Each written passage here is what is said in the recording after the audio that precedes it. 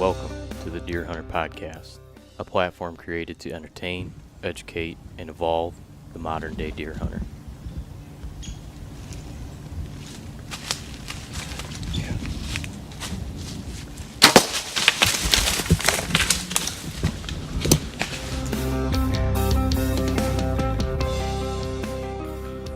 Technical difficulty. Tricking yourself out. Well, I gotta play tricks on me.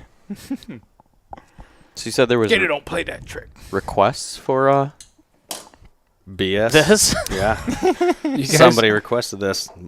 There's a couple people that you guys want to sit around requested this. and listen to us momos? Dicky Mo's. It's been a minute. I'd blow the dust off in here. We haven't. It's been a couple months. Couple since months? We sat down, did one of these. What about a podcast? Well, I don't know about you, but I've been pretty active in the other field. Yeah, it's been It's been one hot second. a struggle to find time, huh? Oh my God. Yeah. This sucks. Telling Is me. this what it's gonna be? This Because is- I'm thinking about checking the fuck out. This is life, son. Honestly, dude. Dude, talk about crazy. Yeah, I don't know. One kid. You got three. I Yeah. don't know. Three and under, and the last know one's what? 3 weeks old. You're a glutton for punishment more so than It's myself. that type 2 fun everybody's talking about, man. Just try it. Yeah, that Type 1 fun led you to a lot of Type 2 fun. Yeah. Direct path. Yeah. It is the gateway. Pink tractor beam. It drew happens. you right in, huh? Every time. I know. I fall prey to it myself. Yeah. Like a little button buck, just not even thinking, putting Going caution through to the his wind. first Caution November. to the wind. Smelling some Tink 69 in there. Oh, yeah. Hopping around, getting excited. You guys implementing any scent products into your regiment this year? Me, almost no. Almost 100% no. Me almost no. Almost no. Been spending time with some 3-year-olds, huh? Yeah, my son says that all the time. Yeah. I've been shipping them urine after asparagus night. No, what I will use is I'll use my own piss for scrapes this season, like That's I what- did last year. So Yeah. that is That's what I've been. that's my own scent product, That's what I've been making do with. custom made. I've been using that Common Hunter ozone generator. That's I've as been close using as that. I'm getting to That's the cover only thing. scents or anything. Yep. I guess if you count that as a It just a de-stinker. right, Yeah, de-stinker. it works on my cab of my truck. You know what? Do you know what I did one time when I tested it out? When I first got it, I threw that hose into one of my work boots, and I put them both out on the front porch. And I let it run for 10, 15 minutes in one of my work boots. My boots are rank. And I picked up my rank boot, still rank. The other one, after 15 minutes, all you can smell is the ozone. I'm not a big fan of the smell ozone, but you could not smell the rank. See, I like it. Really? Mm-hmm. That's to me, it's icky. What's it smell like? Ickiness. I'll turn it on the back of my truck, but it takes all smell out of everything. It Well- smells clean. Yeah, I don't know. If It's- I was a buck deer, I don't know if I'd like that smell, but It smells like after like a good hard rain. Yeah. So when I I'm like at, that. at yeah, work, because that is ozone actually. But you're smelling, but this is I don't know. I do high voltage electrical work, and when like Oh. high voltage is leaking to ground, it generates ozone. You smell that. So yeah. anytime I smell that stuff when I open up like a cubicle or whatever, you it's just like, close it and back oh up. shit, time to put the bomb suit on and get Yeah. to work type deal. So, Yeah. I think I might know what that smells like. oh yeah, But I made my the back of my truck into like a foot locker. I've got all my clothes hanging from the ceiling on my cap, all in hangers, and I run that ozone generator. And I opened up my box, and I cracked the windows, the vent windows, because they say do it in a ventilated area. right. So I cracked those windows, and I let that run for some cycles. And Yeah, it's pretty bad for you to Yeah. inhale a bunch of ozone into your lungs. I've thought I heard in studies they said it could cause cancer, Right. like ozone in high levels. But yeah, you don't want to be. So I make sure I don't take any big sniffs Like when you're I go smelling in there. fart, Yeah, just don't go in there. but I washed it. I hung it outside to dry, and I ran it some of the ozone. I might hang it outside again. I don't know, but I think it's all ready. Yeah, I'm not using any of the urine-based products here this season. Nope. This will be the first season in a while that I haven't, and for a couple different reasons, I'm decided not to do that. So just What's your reasoning? I have my own. yeah. Well, a lot of that, we're having issues with that chronic waste. A lot of that stuff can. The chronic waste. He's got the chronic waste. The chronic waste. Yeah, I mean, we're it's going to be 100% bait free because of it in Michigan next year. Next year. And the whole lower indefinitely. January 1st, 19? Yeah, January 1st, 19. Is it January 31st, I believe. 31st. Because of the extended archery season. I didn't see anything in the book about the extended, but I believe that they're doing it for 3 years still. I thought, because of the chronic wasting disease, they're trying to kill as many deer as possible. Right. It seems right now. So I don't know. I'm just not quite sure of all the deer farming and all that stuff, and the other reason is I really want to try to catch deer more off guard this year and not use any outside influence in their room. Right. Yeah, in the woods. I want to go out there and try to catch them 100% by surprise. I don't want to hunt over bait where they're nervous. I don't want to have a smell where they're nervous. Anytime that they're getting stimulated by anything, it creates a level of nerves, and I want to try to keep it just as untouched and like I'm not even there, Right. just as a invisible spectator, Just a little hairy fly on the wall. Right, exactly. So that's the other reason. Going that way. Just got to fly it up. Yeah, got to fly it out, man. I'm super excited about hunting out of that saddle this year. Yeah. Being like a stealthy little ninja up in a tree. I've got the wild edge steps and also the silent approach. I'm messing with them both this season, and I'm super excited about those. The weight reduction, just my whole setup this year. Last year I thought I changed a lot going mobile, and my setup this year is like super high next level mobile. Really kind of rethinking the way I do things from mainstream. Tells you, like everybody's got to throw on knee-high rubber boots. Not that there's anything wrong with knee-high rubber boots, but it's not necessarily the best way to hunt all the time, and stuff like that. So, You think that you're going to get shunned and criticized by the fined by the hunting industry for crossing brands and using multiple companies' products and endorsing both at the same time? That's unheard of. I don't care. You're revolutionary. I guess so. I'm a revolutionist. I can't sit next to you anymore.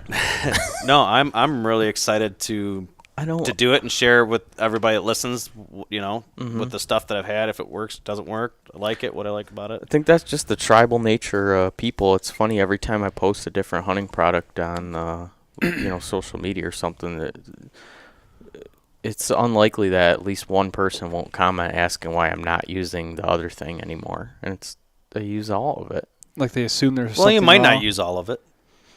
No, but I use most of it. Most of it. Yeah, I guess I don't use all of it. Yeah. Well, some of the stuff we stopped using because we don't like it or whatever. I mean, if we really thought it was important, we'd be using it. Right now, I'm pretty tweaked down to using everything that I like. I really can't think of a product that I've come across and used and said was a good product that I don't use anymore. Yeah. Pretty careful. I've been very selective and careful about that. And I'm proud of Because I care. I do do. well. Well, I mean, let's face it, I always hated getting talked into celebrity hunters talking into, not that I aspire ever to be like a celebrity hunter, but when you vocalize things and you talk to multiple people and you have the potential to influence decisions, and you're doing that based on the amount of money that a company is going to pay you versus your truthful opinion. Right. Nothing made me more disgusted, when I started to find shit like that out. You mean outdoor edge knives aren't the sharpest knives ever made? No, they still are, Drew. They still are. Nope. Next to an Osborne knife. Needed that in a bad boy buggy in order to do anything. Field and stream knives, guys, right? The dick Yeah. style.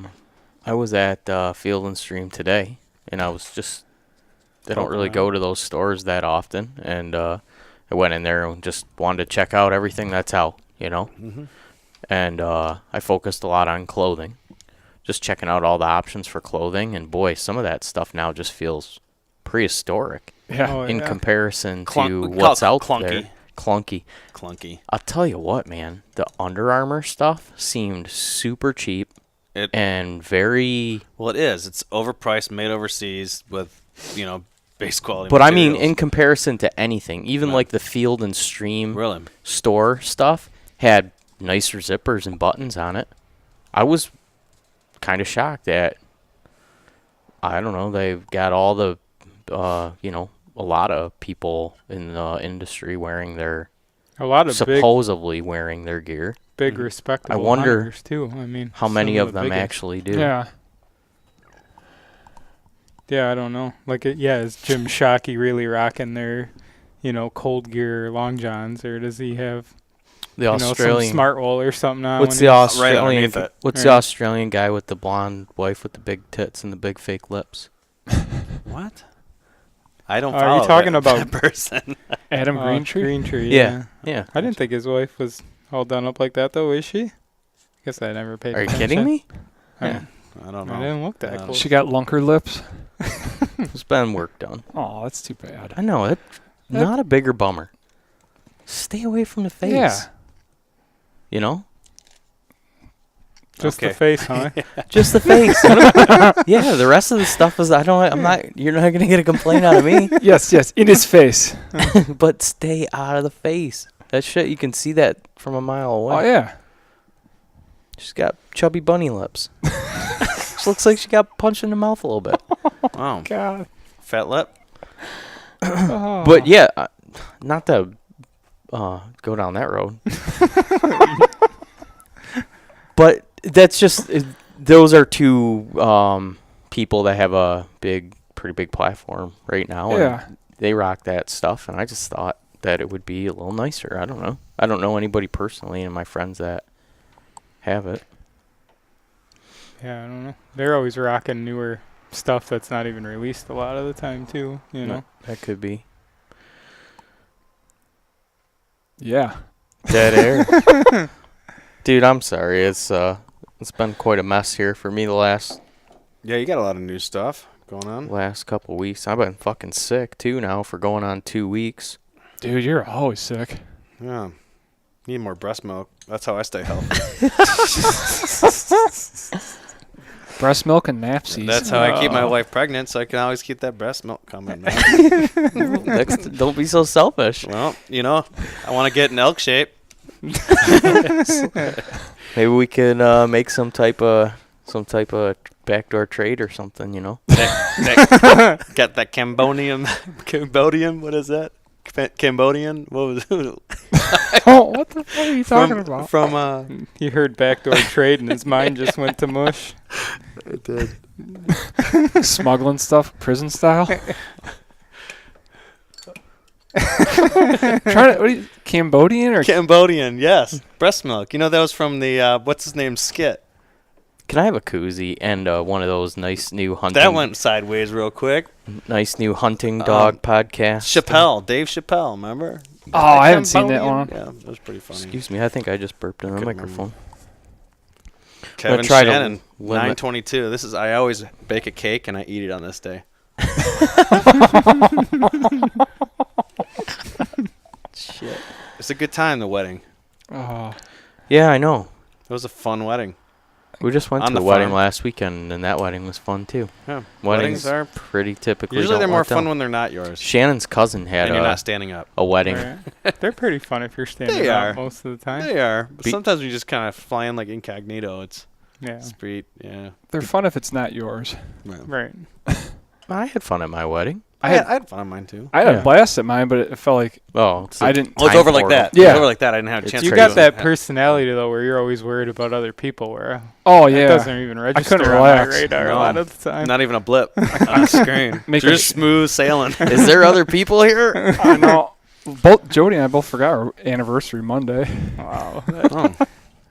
You guys have only been married for like 2 years. How do you forget that shit already? I Well, think the honeymoon's never been over. exactly. Aw, Yeah, there you that's go. true. Adorable. Well, it's kind of true. Yeah. He's living a honeymoon Yeah, he phase. doesn't have any kids. They're just living at home, dinking it out. Working 6 10s for a whole year. Yeah. Not my choice, That is or my true. wife's. Ugh. I don't know where I was going with. You were sick. Yeah. Still sick. Let's get in the Still woods. I'm glad you're sitting by your brother. And I was talking next to me. about the wedding, and I don't know. Didn't feel great on Sunday, but I honestly didn't drink that much either, really. I just can't do that shit anymore. I believe you, old man. Ryan and I were just talking about cutting back on a little bit of our... Drinking? Yep. Yeah, I'm going to not be drinking at all for 3 weeks here, starting real soon. Man. Straight. And then I'm going to keep it light for the hunting season. I'll probably have a couple of good nights. What's the point of not drinking for 3 weeks? You're just going to drink right after that 3 weeks. Well, I'm doing to cut some weight. Yeah, but you're I had just too gonna many gain it all jelly back. donuts in that just cut your office beer trailer. rations in a third and keep it that way for a year versus Well, I'm not doing this drinking more for... too. I'm supporting the wife. She's going on this diet now to the kids. She wants to bounce back. Oh. So it's for 3 weeks. What's the diet? Is it some reset? Well, part of it's a reset and there's detox and all that stuff, but it's a beach. But my wife was a beach body coach, Yeah. which You is gotta like a get the fitness Toxins out. thing, a fitness clean eating thing, and She can't it's have a you, diet, one of those diets. can't have you bringing down her social media, showing that her coaching tactics aren't paying off. Yeah, and I just keep on getting rounder and rounder.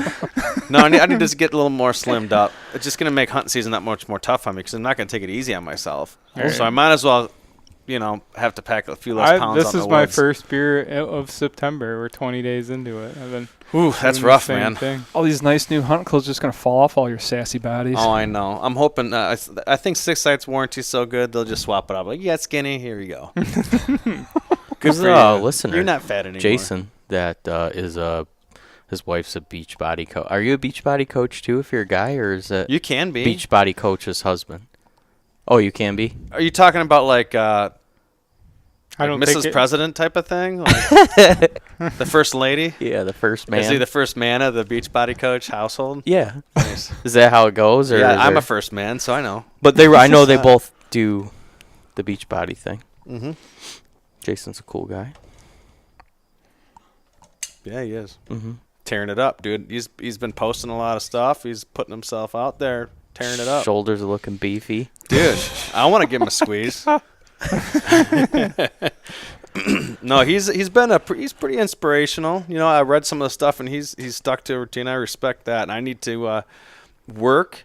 And with the new baby and all that stuff and everything going on, Dude, there's an excuse for everything. I'll But tell I've been just you balls to the wall what. busy. If you fucking get on doing a thing like Jason does where you're getting up and working out and Yeah. posting and like shit, Yeah, I swear to fucking God I'll do it with you. will you? You will be the motivation What that about I need. working out? Why you just say I'm that fluffy that you would need like a miracle? No, story I with me? think you can talk me. I think you can talk me into be like we could do a deer hunter podcast weight loss challenge.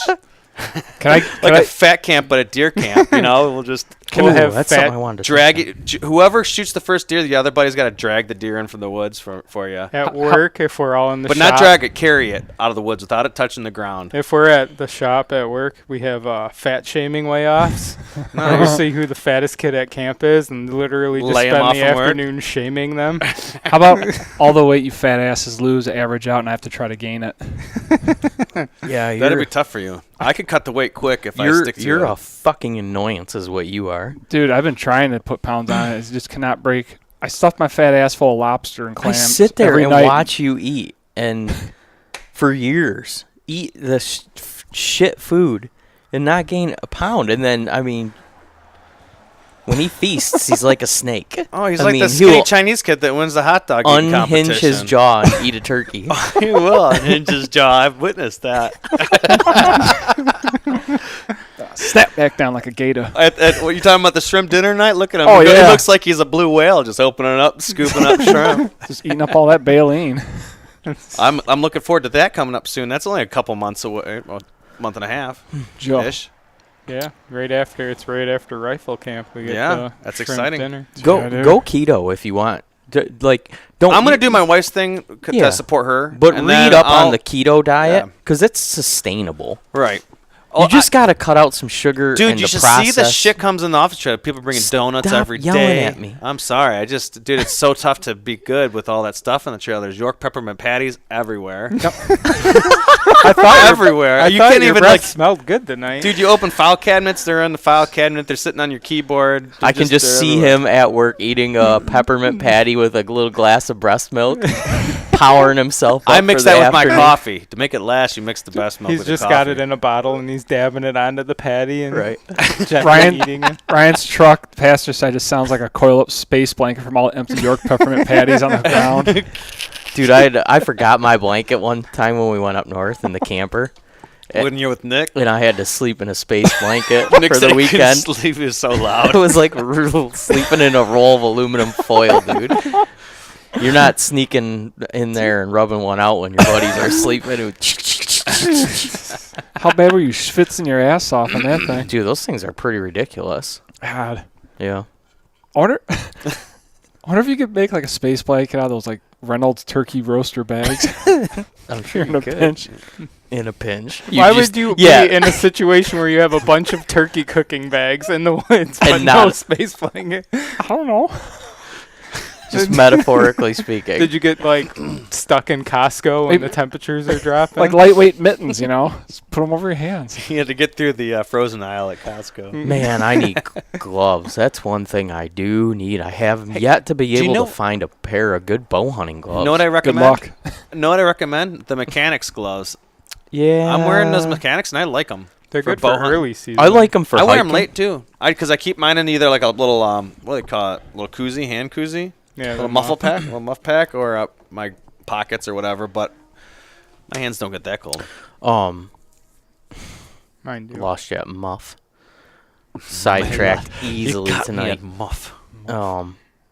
Yeah. Oh, I like hiking with those gloves, and I like setting stands up and down with them. They're good work But gloves. I don't. My fingers get cold right away in those things Well, if I'm sitting. My first plan was when I got those mechanics, and that's what I mainly used them for, was mobile hunting, setting your tree stand up, and getting through thick shit to set up. Yeah. And then when I get to my spot, I take those off. I put on some of those like thin merino. That's what I do. What the fuck is the point of you see all the old guys wearing the gloves where they cut the fingers off of it? I don't get it, man. Well, I I thought wear about those. getting 1 or 2 fingers For off. what? You know. Your fingers are always the things. Well, that now fucking for get texting cold. on your phone, it gets annoying when you got gloves. You're pulling them up, you're pecking it with your nose. You know. I've definitely sent a text with my nose. Yeah, a whole text. You do have that little pecker nose.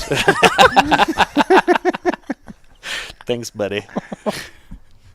Gets bigger when he gets excited too. Like, what's that movie with Steve Pinocchio. Miller? Yeah, not Steve Miller. Oh, Roxanne, where yeah, you Roxanne. got that long ass nose. Yeah. Steve Martin. Steve Martin. Steve Miller Band. So yeah, gloves are an issue right now. Other than that, I'm in great shape for clothing. I mean, don't need anything but gloves. I don't know. I don't know what to do. Boy, we could all use some I've gloves. heard that Sika has a couple. I heard they have a lot of pairs of gloves. I don't know if I might try. Sells a ton of gloves too. I haven't used any of them. I usually buy the Hot Shot from Meyer. Yeah, that's the problem. Is like Yeah, it's I do just that like too. anything else though. I'd like a pair that are water resistant at Right. least. I've spent a ton I of just money. find on, to pack extra gloves. Pack a couple extra thin gloves with you and just have them to I'd swap like to out. stop doing that. I'd like to have a nice pair of gloves. That's too much to ask for. For some reason, I've spent a ton of money on all my other gear, but not gloves. I can't bring myself to spend more. Oh, than I like spent $30 $60 on a badass set of warm Carhartt gloves, and I love them. They're some of the best money I ever spent, but they're too bulky for. There's one I wanted to hunting. check out, and I thought about checking out for ice fishing. They're called sealskins. Mm-hmm. I don't know if you guys tried those out at all. I've They're used them supposed to for be duck hunting. waterproof. They leak. Well, They're water resistant. Would Yeah. you say that? yeah, my buddy uses them. He likes them. But Maybe he also, I'll try those. he Are also- they neoprene? It's like a. It's weird. I can't really. I don't know It's enough like a to explain. sealskin. Yeah, they're super thin, but he says they keep them warm to a certain extent. Something to think about. Yeah, that's Well, what food I've for thought. typically done is go to Meyer and find a pair that's not too bulky, not too light, right in the middle, fits me Yeah. good, and I roll with those, and they last the season, and then they go in the garbage. But I just like to have a nice pair of gloves, something that would not get wet right away, and keep my hands warm, and be flexible enough to bow hunt. But I don't know if such thing exists. I haven't got like 100% glove I've been happy with either. 100%. If anybody that listens to this has a recommendation on a good pair of gloves that semi-fits the description of what I'm talking about, The high please. dexterity. I don't care about what the dexterity. Do you don't want no I'm dexterity? probably just gonna tell you I don't want dexterity, dog. don't hunt in Michigan because it's cold as fuck. Well, that's what the muff. I always have a muff. If it's cold, I can bring the muff with me. Huh. It's either in my pack I've when it never starts owned getting one. colder. I just put They're- my hands I've got in a it. cheap old one that I had my mother-in-law sew back up for me this season. It was hanging all the way off for 3 seasons with Like a wizard sleeve. but I had her sew it back up, dude. It's Throw a couple stitches in. nothing special. There's some nice ones out there, but Yeah, I've heard guys loving the little hand warmer muff deals. yeah, you put your phone in there too. When it gets real cold, the battery lasts longer. You can shove your phone in there. It's kind of like a little kangaroo pouch, Yeah.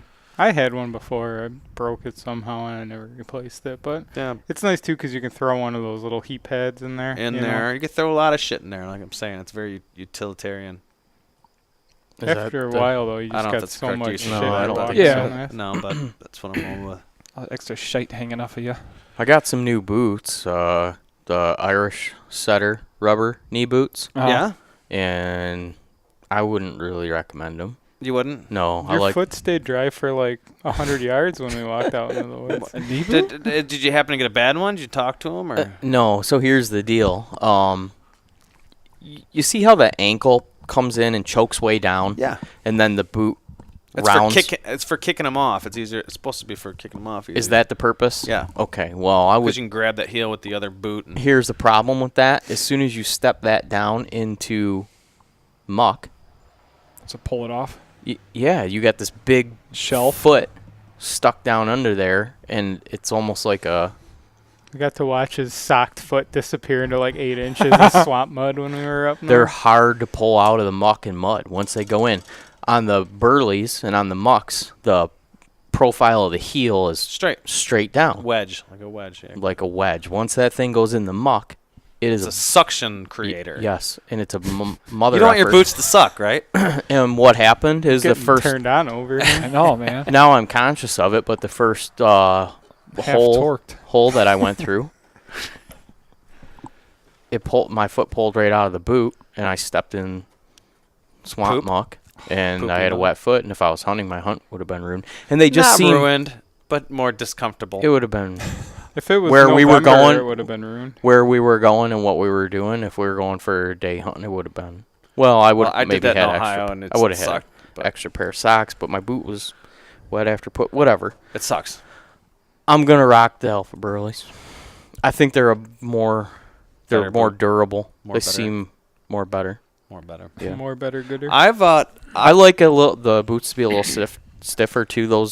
The whatever the leg part Mhm. on the It's why do I want to loose. call them Winchester?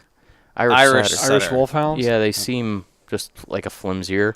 Yep. Like there's no insulation Right. in here at Like all. it's just like a rubber. And I don't know. I like on the Burleys how there's at least some material there. You know what I found? I hunted with lacrosse, and I've hunted now with muck boots, and I've had 2 pairs of muck boots. The muck boots are pretty comfortable, but I think that I'd probably, if I was given the choice, I might do the lacrosse. The Alpha Burleys, or one of their boots, the all rubber over the neoprene. The neoprene's just not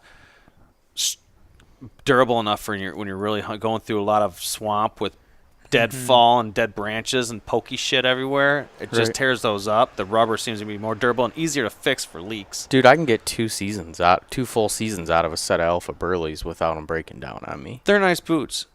Yep. They're nice. The only problem I got with all those knee boots is the only problem I have with them are especially the rubber, are clunky, not very comfortable for a lot of hill country, and you're trekking far. Well, why I would end you up wear getting- rubber boots in hill country? Well, you're going through swamp too Uh-huh. in hill country. Where I go, there's flooded shit everywhere up in them hills. And but anyways, it's nice to be able to cross any creek or whatever like that. Not even worried about it.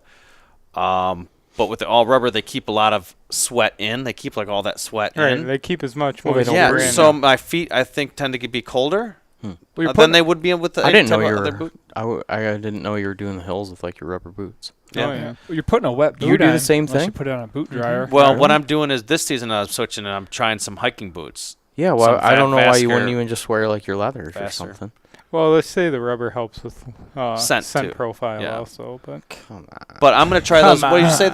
that? How do you pronounce that brand again? Vask? Vask. Yeah. Vask hunt. It's a hiking boot. It's a like wet weather mountaineering boot or whatever they call it. So Dude, I'm not See how that buying that works. anymore. what's that? that like rubber boots make that big of a difference for deer not I smelling. want to be athletic in the woods, not like Well, I'm not wearing them this year. Stay puff. How big of a difference is a After- rubber boot making than if you step there in a leather boot? After watching Jordan walk through that swamp with Gore-Tex tennis shoes and gaiters on, I was Yeah. like, man, That's what I want to I've go. been messing up. And for I got years. that idea from our friend Nick Dawson when I was hunting with him, and we walked through some swamp, and he had rain pants on, just a rain pant, and it'd be just like a gator, like a waterproof gator, and the whole thing, when you step in that water, it all presses around your leg real tight, and it seals it right up. And his boots leak all the time, but he was good all the way up to his waist, really, with those for a little bit. Yeah, when we went out and did some filming a couple of weeks ago when we were scouting, Jordan brought Gore-Tex. What were they, Adidas or yeah, something? Adidas tennis shoes. Gore-Tex and then a set of Sika gaiters, Mm-hmm. and he said he stayed dry. Yeah, I got those more comfortable. And I got a wet foot wearing rubber boots. Yeah. How fucking ironic. Yeah. I got those Kenetrek Gore-Tex gaiters. I'll use those with like my Keen waterproof Don't hiking you have a boots. couple sets of gaiters? No, I just have the one. Those things are awesome. You like them? Oh, I love them. I've read a lot of good stuff about But- them. I'm looking at gators. They're just noisy. I mean, I wear them all the time for taking my dog out walking in the tall grass and hiking around, but I haven't used them for hunting yet. I don't think they'd be too practical for whitetail hunting with how fucking loud they are. I looked at those, and they remind me of these like upland bird hunting chaps I have. Yeah, like brush buster material. And it's like a high nylon, Yeah. like stiff, Dude, so it rejects burrs. I was looking around that's what some of the pros and cons when people did reviews on it. Yeah, I love them. They're great. The first light looked like they're quiet though. Yeah. Did you notice with Jordan's Sika ones if they were noisy at all? They didn't seem to be. They more felt like they had like a felt, Thinner material. I mean, a felt on the outside of it. Yeah, almost. granted, we were scouting, so we weren't really being all that noise conscious. We were kind of just brush busting and trying to get through the swamp. But Yeah. Point and plow. yeah. Point and plow. That's Nice. we were Is that the trying new to hashtag? identify our hunting strategy. point Point and and plow. plow. Point The and one plow. spot we walked into was so thick. We had a storm blowing while we were out. We're half a mile off the road out in the swamp, on the edge of like this oxbow on a river out there. So it kind of opened up a little bit. It was starting to rain, so we kind of just stayed under a cedar tree. It was one of those like 10-minute rains done. So we stayed dry for a little while, and then we're like finished setting up the spot, and then we're packing out of there. It just soaked instantly, trying to brush through all these or break through all the popple and everything. It just Yeah. instantly soaked from all. It was like, why did we even try to stay out of the fucking rain? I was tired. It's thick stuff. It's Yeah. nasty. You gotta get in that thick stuff. Get all up in there. It's thick, Yeah. like a milkshake.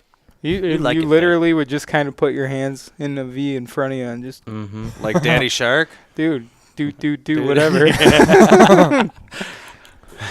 Yeah, and after a little while, you just get sick of it, and you just put your head down and go. Yeah.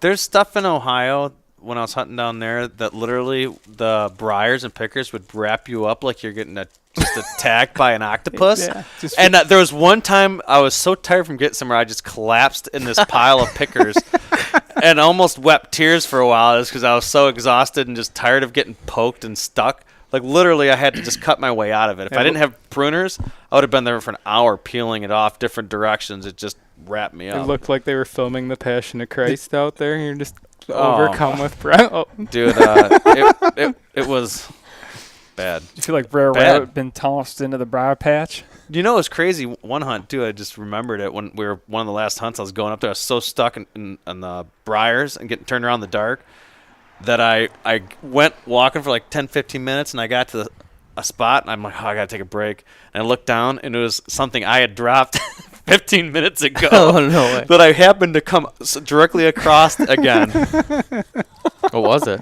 It was a tarsal gland I was dragging. And I'm like, no freaking way I found this. I was so happy because I was bummed. It was, I like to drag a tarsal Like a fresh human? from that season. But, yeah, I couldn't believe I walked right over it. Maybe I sniffed it out subconsciously. Yeah. That's Bloodhounded it. Yeah, I'm glad we don't have to deal with that where we go, but it's You can do some pickery-ass shit. extra thick. That's for sure. Dude, St. John's is full of all those pickers and briars. All Yeah. I see Deer laying like over that, there. though. They It's get in there brutal. and they shed it a lot better with their hide. And, dude, they don't get bothered as much in there. No, I don't think they bother them that Ohio's much either. a whole different level. Yeah. Like when they were talking about, because they went down and scouted before we went down last year, And Jason kept telling me, he's like, man, the pickers are bad. I was like, fucking shut up, bitch. How bad could pickers be? They're pretty bad. Don't bring I your ruined a ginger pair- world on me. Yeah, I ruined a pair of boots in like the first 15 minutes I was down there scouting, and then a brand new like coat and pants I bought this season got tore up. I had to have it sewn together like multiple times. Dude, those things are no joke. Like back in the marsh, I had one catch my thumb. I didn't have a glove on or anything. Oh. Catch my thumb and it slid it open like a knife was drug across it. Well, when I got back from one of the Ohio ones, I was looking at my hand and I had all these like red bumps and stuff. I'm thinking, what the hell am I breaking out in some type of rash? Broke off in you. Well, yeah, I pinched them and it was like pus and a picker come out, and I had them all over like there. I just didn't. They're so small and they got in there and it just created an infection all over my hand. It's horrible. Sounds horrible. Yeah, but it was worth it, man. It's so much fun to hunt somewhere else and get down there, and it's different. It's different hunting down there. I gather that. So it's a nice little switch up on a Michigan season. It's just I don't want to say it's a layup, but you just see different scenery, and I think a the lot chance of to seeing larger caliber bucks are a lot higher down a there. lot of it too just comes down to the fact that you have a lot more money wrapped up into it. So you're like bringing your A game every single sit. You're not really relaxing. But there's at better all. age class bucks down there Right. typically, yeah. And the country is more rural a lot of times than a lot of places I hunt in Michigan. I mean, it's almost as rural as the UP in some spots. It seems like it's pretty rural. I mean, there's some sits though, Somebody like wants to live around there. the house where it's just like I want to get out of the house. I'm just Right. gonna go sit somewhere, Right. relax in the woods. Exactly. Hopefully see a deer. But when you're out of state and you got a couple $100 tied up into a tag and everything, I think you're just, you're not fucking around on your phone, and at least I'm not. No, it's I don't know. It's more engaging just being somewhere new and fresh Right. like that. But I love northern Michigan too. And I like hunting Michigan around here. Michigan's fun. Just can't beat the environment or landscape up there. Yeah. Right. Well, I mean, everything's cool for its own purpose. Yeah. The hill country in Ohio and stuff like that's really cool. I can't wait to get out west. I've been chomping at the bit just if I stop popping out kids with the wife, we'd probably be out elk hunting this year. But I don't know. Well, She just got cactus to worry about out there, like in Wyoming, crawling around out there in the desert. Dude, this cactus just ripped me right up. Oh, I bet. I'm cacti. I've been seeing a lot of people dropping antelopes, and it does look like Some nice elk have been taken. Yeah, a lot of people shot. Pat Casey shot a nice elk today. Did you see that? Did he? Yeah, I saw They that. finally got it done, huh? I've Yeah. been watching them on. How's Amber Instagram. doing? She's excited. She likes Pat a lot more, I think. Yeah. That's cool. They've been hunting their ass off for like 2 They have weeks. been. I've yeah. been definitely hoping that they got one. I know I This is asked their him second run at it, isn't it? win the barbecue. He's been going out there for 4 years. Oh, okay. So 4 years first elk. Yep. DIY. Mm-hmm. Yeah. That's awesome. It's your There's percent a real low. is very low Yeah, going it's out like there. I don't know if 6%. Yeah. a lot of listeners probably know, but some people don't realize if they haven't looked into it and actually it's heard like it. It's 6%. sometimes lower. Like even guided ones don't have a really high, Yeah. super high success rate. I know a lot of people. I got criticized by a few guys when I posted my mobile hunting setup Well, I mean, for come on. Michigan. They're like, oh, having a frame and stuff is overkill. And I'm like, you don't understand, like, a huge portion of this is that when I go elk hunting for the first time, I'm going to be fucking prepared. Like, I'm going to have been running my gear for years. I don't know. Well, your pack, You though, can- it varies in capacity, too. And the frame, it's all pretty ultra-light stuff for Right. what it is. So, I mean, basically it's just using that frame to carry your stuff inside of a backpack and your stand. I don't see what the big deal is. Yeah, I don't I can either. tell you who was more comfortable when we were scouting because I had my stand on my back with just the cast platform on my back. Mm-hmm. And about 6 miles into that, it didn't feel all that great. Yours? And the Yeah. factory shoulder straps they provide for you. I had old Alice pack Uh-huh. straps. But those other ones I got, the military belt and back strap deal, for mine's pretty comfortable. It looked like from Surplus. those Alice pack straps, it looked like somebody was just taking like 200 grit sandpaper and sanded my shoulders Dude, those all things day. are not comfortable. They just tore me up. Needless to say, I ordered a Kafaru. It's in the mail now. Nice. So Nice. I've had my eyeball on them suckers for a little while. Dude, I'm pretty excited to get I'll it. pull the trigger on one of these days. It's- I don't got unlimited funds, so yeah. not like you rich guys, you rich podcast guys. Yeah, right. beating I took for that purchase. I'm still receiving. Mm-hmm. But Yeah, I'll luckily say my wife doesn't listen, so and it's getting sent here, I think. So I think that's one of the purchases Yeah, that I address the sense. one of the few purchases that I can say honestly that I made that really changed things for me. Like, I'm not big on leaning on products to make you a better hunter, but I'm sorry, you can do things physically with that you can't without it. Like, as far as having all your gear and having it organized and being comfortable for extended periods of time. I use that thing now when I go on vacation. I see people at the airports carrying luggage around and wheeling suitcases, and going upstairs and this and that. And I'm like, I got all my shit right on my back. Like, wherever I go now, I take that bag. Vacation, out on the I don't take my frame out on the boat, but I always take my guide lid out on the boat. I throw my keys, my wallet, my towel, my shirt. I got everything together. I use those things so much. And for hunting, the value is just unbelievable because when you open that thing up, I don't know if you saw the way the pockets are laid out and this and that. I mean, So even if you don't have a ton of stuff. I know, like, Dan Infault preaches, like, I have a bow and an arrow and a tree stand, Well, he's a freak of nature, and so milkweed. that doesn't count. Works He's for like a him. minimalist. And you can go that approach. Yeah. And that works for some people, but What do you want out of it? What do you want out of your hunting experience? Well, And you I just want typically carry have a bunch of shit with you. not typically. No, I know. I'm just kidding. I'm giving I you a hard always time. have way more stuff than that. Yeah, you like, come prepared to the party. Layers, a few extra things, some food. Sometimes I'll have a thing of coffee with me. If I'm sitting all day, I'll bring a thermos of coffee. And, like, for me, man, I can pack all that stuff in, compress it to whatever amount of stuff is in there. And if it's none, I mean, you saw how the thing fully compresses down to essentially just being a piece of fabric in between the frame and whatever you're strapping to it. I think what's nice with yours, you could open it up and you got like outside access versus the one I have is a top load, like a sea bag, and it just drives me nuts digging to the bottom for something. Right. Yep, that is nice. The whole front face of the bag, and my bag is the Mountain Warrior. Yep. It unzips. You can open that up, and on the full face of that is all individual pockets. Yeah. So you can access whatever you need. Like, I keep a hatchet and a saw, extra compass, some paracord, first aid kit, and if I'm dicking around with trail cameras, that's where I'll keep a trail camera if I'm bringing one or taking one wherever I'm going, whatever I'm doing. Mm-hmm. And then typically my layers inside there. Thanks, buddy. Thank you.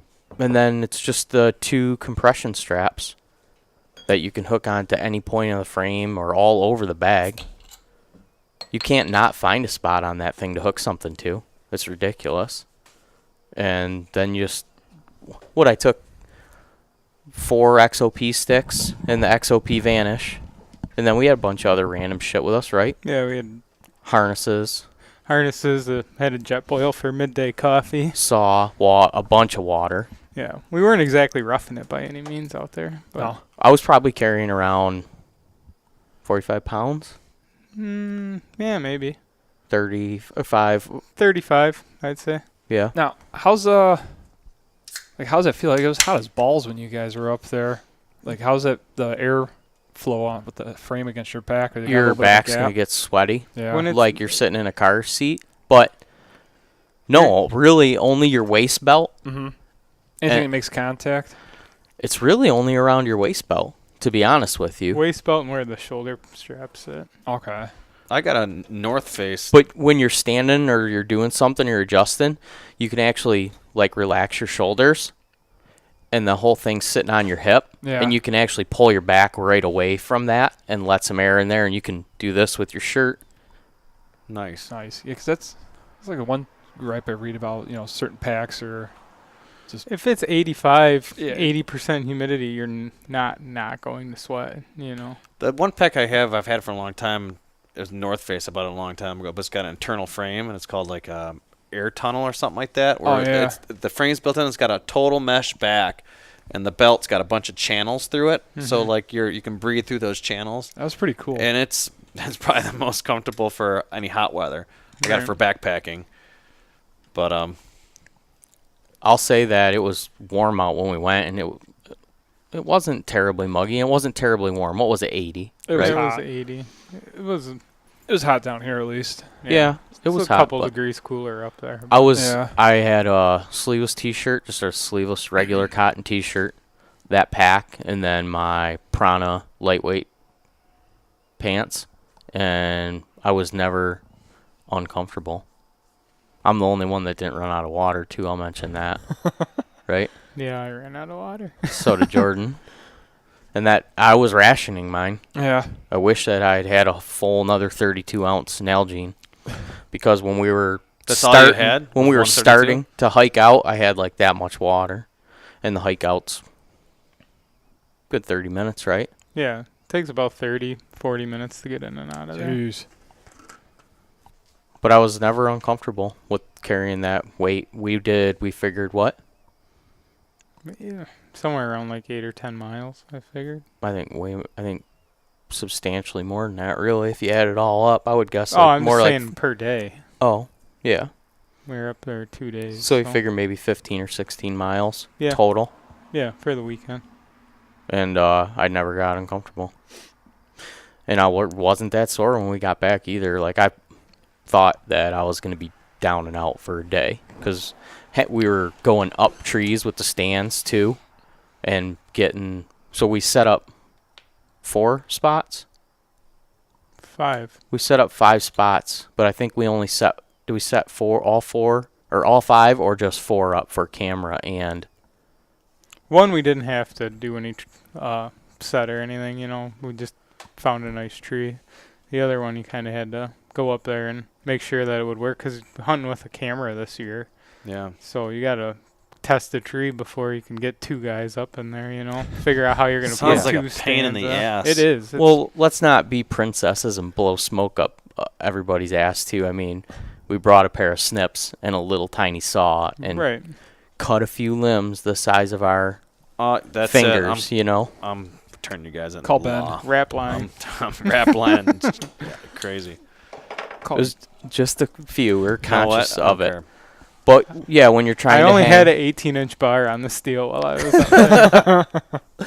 dude, we come across some shit that is like, there's no justification for anyone saying anything to us for nipping a dead Oh, yeah. branch out of a fucking tree. Some classic wood tick structures. Oh yeah, we found one way out there in the swamp, right? Yeah. We found a shelter way out in the swamp, and it looked like someone had been there fairly recently, and there was like a hot dog roaster, a crate. What else was out He there? had Like he the had roller cut- roaster? No, like the fork style Gotcha. one, but it was all Was for hot shellacked dogs and or everything. marshmallows? You could do either or on it. That's good. He's got like a blue tarp stashed away out there, and then he cut probably like an 8-foot pine tree, cut it, and then like had like railroad spikes, and he drove it into 2 trees and hung it so he could drape the tarp over that and make like a little lean-to tent, you know. Mhm. The guy does some camping out there, you know. He just leaves his little camp sitting out there. He had a fire and underneath the lean-to. Maybe some guy just wanted to get away from his family for a little bit. Right. He lives up Well- there. You know. Right. Drag it It's his camp.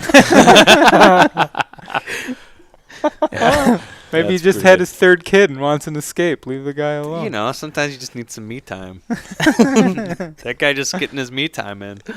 Well, he's doing it way out in the fucking middle of nowhere. Right. No So, better place. Yeah, that's true. And we talked. That is a cool place to Yeah. camp, right? Oh yeah, it would be awesome to camp out there. As long as you didn't have to worry about that weirdo stumbling up on you in the middle of the night. He you know? might be more scared of you Yeah, that's true. than you are of him. I've got 2 pictures now of bears out there, and they both been freaking giant Dude, bears. that was a Ah, huge nice. bear. Yeah, they Nice. both been huge bears. We need to go up there and do some bear hunting. I'd love to do that. Yeah, we need Can to you do bait that. those? You can bait bear up there, right? I don't know anything about bear hunting. I don't know a whole lot Not either. enough to We talk should about not it. even. Nope. Yeah. No, but I'm gonna next year. I'm not doing it. qualified. I just know to cook it thoroughly. Don't We leave the should get- fat on it. we should Definitely get a- Don't leave the fat on. We it. should get a like a Michigan bear guide on. Yeah, that would be cool. Yeah, Yeah. that'd be cool. Let's track down like a good one. Well, Start- no, it'll be another good one too. if anybody knows anybody that's got a good personality that would be a good bear person to talk to, reach out. and wants to take us out hunting if we draw tags next year. Bear guy, not a big gay hairy biker. What's wrong with those guys? Maybe. I mean, I don't know. Maybe There's already enough sitting He at the could be- bar right now. if there is both, I'm willing to. It'd be interesting. Bring them on. Don't knock it till you try it. Right? Snuggle buddy. You're like, I already tried it. I can knock it, huh? Teddy Bear's Well, Playground. I'm definitely excited for this season. We are less than 2 weeks away from Michigan's opening archery season. Last season for an indefinite future of no baiting in the Well, Lower Peninsula. Absolutely no baiting. yep. I'm hunting in 3 days. Nice. Sucker. You doing the early doe? Yep. Are you? I get to work up north on Friday afternoon, so I'm just gonna keep driving in my work van, hunt. Firearm only, is it? Yeah, firearm only. Firearm Nice. only antlerless season. She's taking a 30-30. Or it's The old youth season. This 30-30. Saturday's youth season where they can go take a deer. I think any method, right? For youth. Saturday's so. youth. God Yeah. damn it. It's so good to hear something about guns. Bow hunting's cool, but it's just nice to hear some fucking guns I hear you, again. dude. I'm I kind hear of ya. burned out on the bow You know hunting. what? I don't have like that much interest in like just hearing about guns, but I Yeah. like hearing about guns for hunting. Exactly. That's it. Just guns. I guess I'm into that kind of thing. like hunting rifles. Yeah, I like to hear.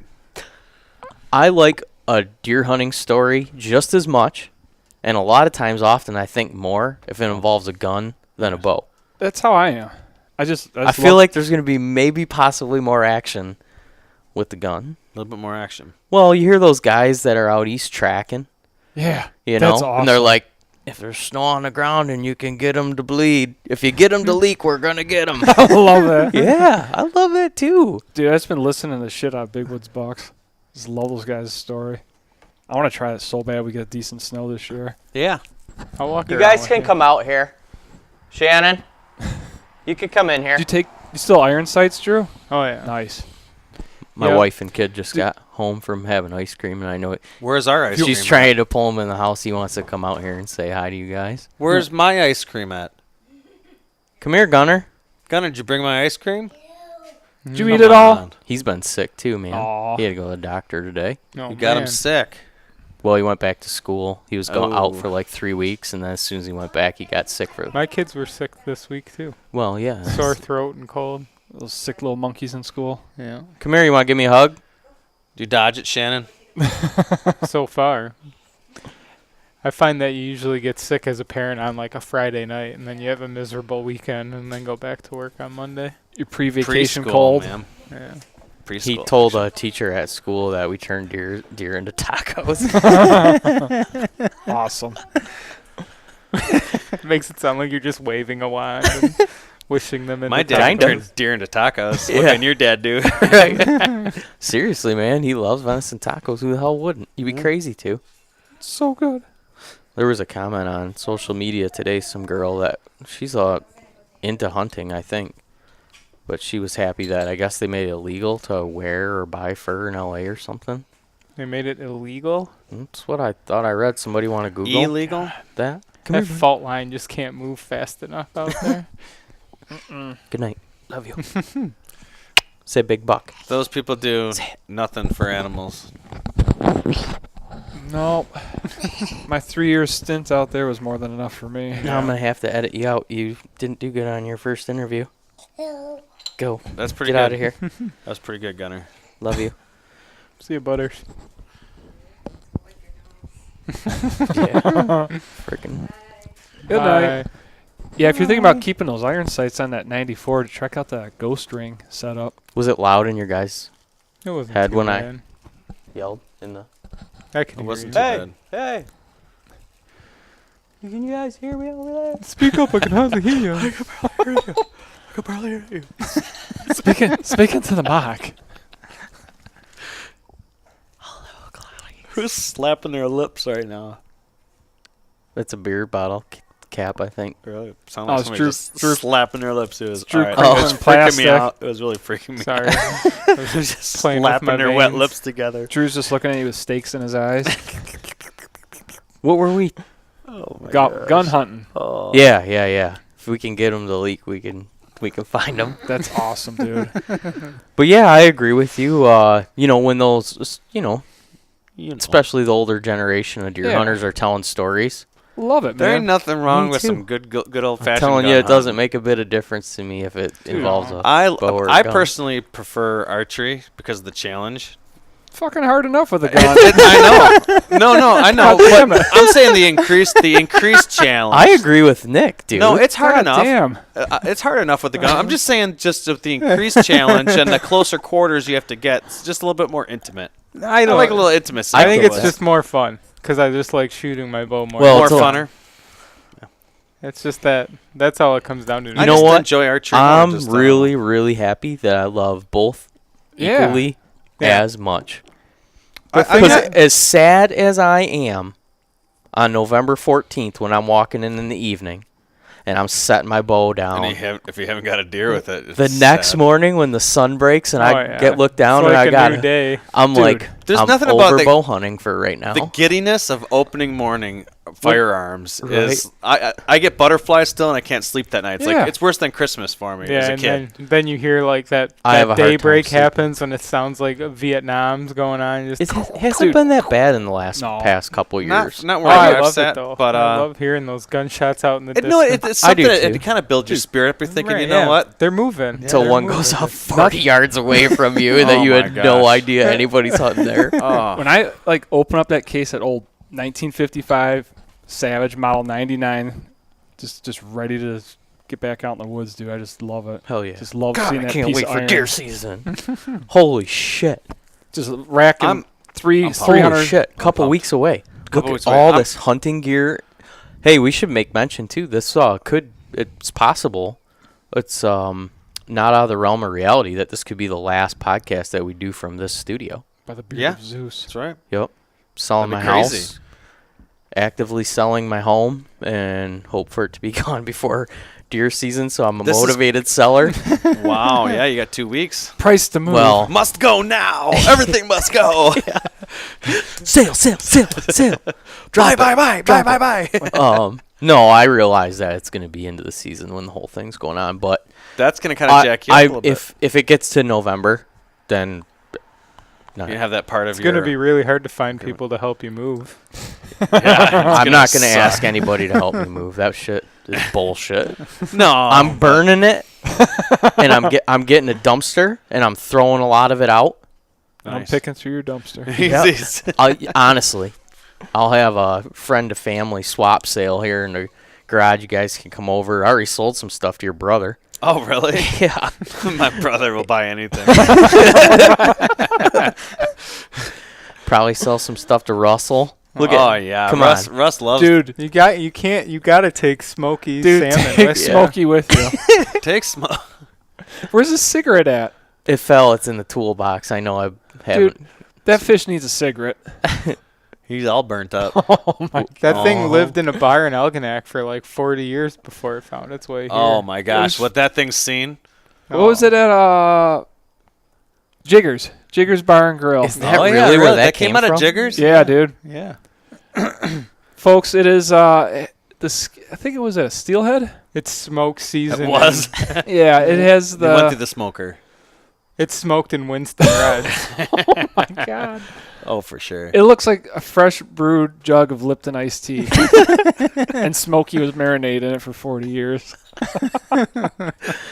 Yeah, it's got He a. looked like he spent a summer out on the beach as a lifeguard. Dude, or there's something maybe. when you walk into those old hole-in-the-wall bars that Oh, still have man. like the ceiling tiles and they're all just tan from the decades of smoke in there. It's like, man, Or- you found a good bar to hang out in. Or the smoke You eater don't they see never too many of removed those. when they banned smoking. Yeah. Right, yeah. Isn't it crazy in our lifetime that I've actually sat in restaurants and I smoked back then? I could smoke in restaurants. I remember when they did the switch. There's a lot. These It's kids nowadays Still don't crazy appreciate. when you're up north, in some random little town or whatever, and you walk into the bar and everybody like you could Hides tell their everybody's cigarettes. smoking, Yeah. but they hide their ashtrays and stuff, and then I appreciate those bars. right, You know? yeah, and then you buy a beer, and like after like 10 minutes, the first guy pulls his ashtray back up, and the rest of the bar brings. It's something like a night of good drinking, coming home smelling like an ashtray. Kind of Yeah. Fucking nice. sucks. I don't miss Yeah. it that much. It but kills my It's sinuses. more vintage now. It crushes my sinuses, Oh yeah. man. But do you remember that coming home from the bar just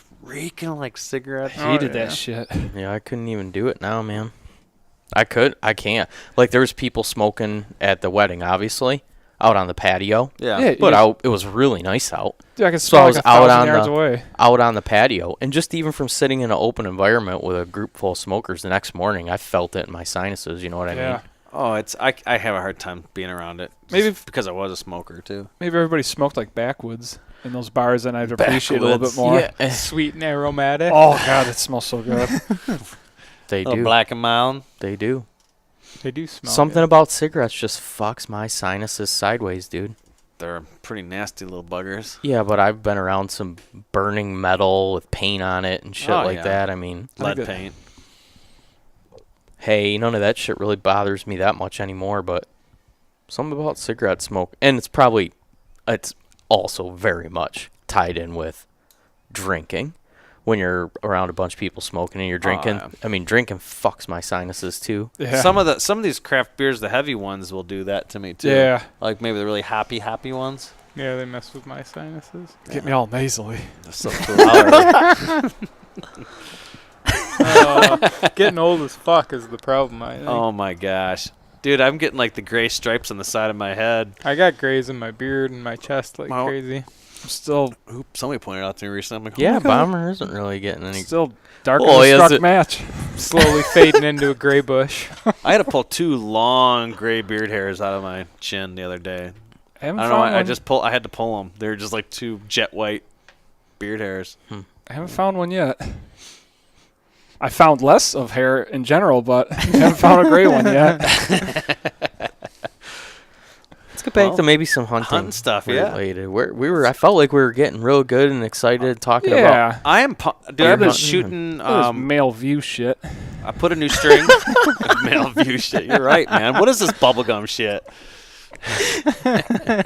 The view. Killing big bucks with fucking guns. Yeah, dude. Well, I not a gun, but the recurve. I just put a new string on it. You're kind of helping me get it tuned back in. Oh yeah. But I wore a deep ass groove in my string from shooting my Yeah, bow I all can't summer. believe what. Oh, I don't even know what In the material's serving? on my bow, but I was surprised that you told me that because I didn't have. I didn't have that issue with my Was string. that a I've shot the Perco shit- custom Yeah, on there? was a Perco custom. My Never heard of those serving. things to break. My serving is smoked, but my strings are in good shape overall. Yeah, mine. It's deep groove though, like right where my arrow needs to be knocked. On and, the serving, not on the yeah, on string. the serving. He That's could have normal. just reserved it. Well, I didn't throw it away. I'm keeping it, so I'm. yeah, I would gonna take have it to him and have him put a new serving on it. But I needed a backup one anyways, and I just thought I replaced this. I had to put new beaver balls in it, and I got to get it tuned in. Just knock point, I think. But yeah, excited to get out in the woods with that thing. My bear is super grizzly. Should run out to Beyond the Ears and have Chris reserve my string and take that brass knock off of there and just tie a Wax. knock point on. Yeah, dude. Yeah. Get wax Do string. you have brass knock on? No, the recurve, not on your compound. On my You can buy the recurve. tool to pull that Yeah. off. They have a tool for pulling those. That's back that compound? No, I just was. When you Oh. said beyond the ears, I thought you were talking about your compound. No, because I was just saying my serving screwed up. Yeah, I can tie on a knock point. We can take that brass off. Yeah. Yeah. Can you reserve it? You don't can. need to reserve it. You shouldn't have to reserve it. It's felt. No, your serving's wasted. My You- serving's yeah. wasted. Oh, it is. I got Oh. the serving tool if you want to try it. You can pay I don't want Matt. to try it. No. No, I want somebody that's really good at it to do it. Yeah. You can pay Perco and Jack Daniels though. Yeah. Yeah, I'm gonna drop mine. I think I'll even have another one made too from him because I did like his strings. But yeah, That is true. I shot a lot of arrows out of that Right. bow. Yeah. Yeah, I it's shot not a like it. shit ton. It Dude. wore down like it was supposed to. The whole point of that serving is to Mhm. protect your string. So The arrows that I built, those Skinny Day 6s with the recurve, Skinny day, Skinny Day 6s. nice. micro diameter. Yep. Right. Mm. Were they like 204s? They're 500 spine. Yeah. They are, what's the diameter of them? They're small. Virginia like- Slim. Yeah, Virginia don't know. slimes. They're tiny. Mine doesn't say the diameter on them. I'm looking at a 350 right here. You sh- 500 spine and then a 3 fletch shield cut Mm-hmm. feather and 200 grain bone broadhead, Mm-hmm. and they're flying awesome. Nice. Like noticeably tighter groups. For the recurve? Yep, both Nice. bows. I'm shooting. And oh, go ahead. A lot more penetration. Just in my targets. That's what Nice. I noticed. Well, micro diameter should give you a better lot, penetration. right? I switched to. I'm shooting a 350 spine. With. I got 125s riding up front. I'm still shooting tooth of the arrows. But What's the weight on the outsert? I think the outserts 40 are. There's 30. different options, There's right? 30 and 100s, and I think I have the 30s on mine. Okay. They're 30 or 40. I gotta look it up. Don't mark me on 30. It might be a heavier 30 or 50 somewhere in there. I thought it was a 50 and 100. It might be 50. Yeah, with the pin and everything. But I had to go buy a new target. I was blasting right through my both. I have a Glendale Buck target or Glen Buck, whatever they are. Shot right through that, no problem. I have an old block target, blows right through that. I had to go buy a new target because I was literally putting holes through my privacy fence behind my targets. Well, Yeah, I'm shooting. I don't have a block target, but I have a new Delta Mackenzie, and I turned it sideways so it's long ways, and it's shooting through that. I had to put a bag target behind that. wow. Yeah. It's intense. And even with my recurve, 40-pound recurve, shooting. I have to turn the thing sideways or it'll shoot through it. Wow. I bought the target I ended up buying was a Morel. Mm-hmm. It looks like a red dice. Like it's got just the dice pattern on it, 1 through 6. Yep. Little red block, maybe 12 by 12 by 12 cube, Man, that it's pretty cool. It's $90, it's an expensive little target, but even with these that were just blasting through every other target I own. Stops them. It's a dense foam target. It's a dense foam, yeah. If you go on YouTube, they got some video where they set a front end loader down on it and stuff, and it springs back up. But that's what I want. these things are still going 10, 12 inches or 10 inches into it.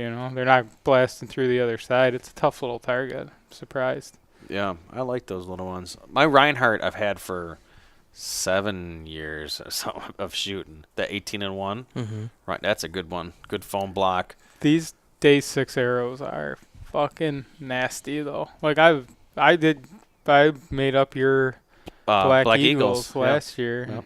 I was super skeptical on the micro diameter, but now that I've started shooting them, You're putting more pounds per square inch in a smaller spot, so you're gonna get better penetration because you know. Can I see though? Less surface area. Turn it into like a hypo. So Brian, the owner of Day 6, I talked with him on the phone today for roughly an hour, and he's going to come on the podcast next week. I'm going to call him and have a conversation with him, and he'll come on. And I got that arrow cut at like 28 inches with 125 grains tip on it with the 50 grain outsert, and my total arrow is like 492 grains right now. I think that's with the 3 fletch, just running a normal 120 degree 3 fletch with the AAE stealths and wrap on it. It's a sweet, clean. Yeah, they're awesome arrows. They're fucking awesome arrows. They're You feel that weight on it. Yeah. I don't know what the FOC is. Who cares? It's heavy. Right. I know it blasts through shit. Brian's whole well, I don't want to speak for him, but I know he believes that it's important to have a well-tuned arrow that's heavy. Yeah. Dude, this thing feels awesome. Yeah. Nice. But he's a wealth of information about building arrows and killing shit.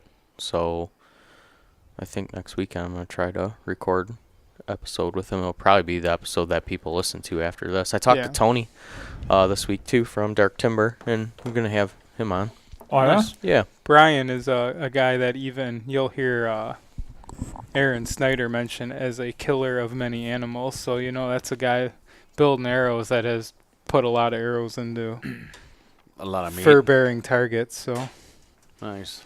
It's coming from experience. Killed more shit than. Wow.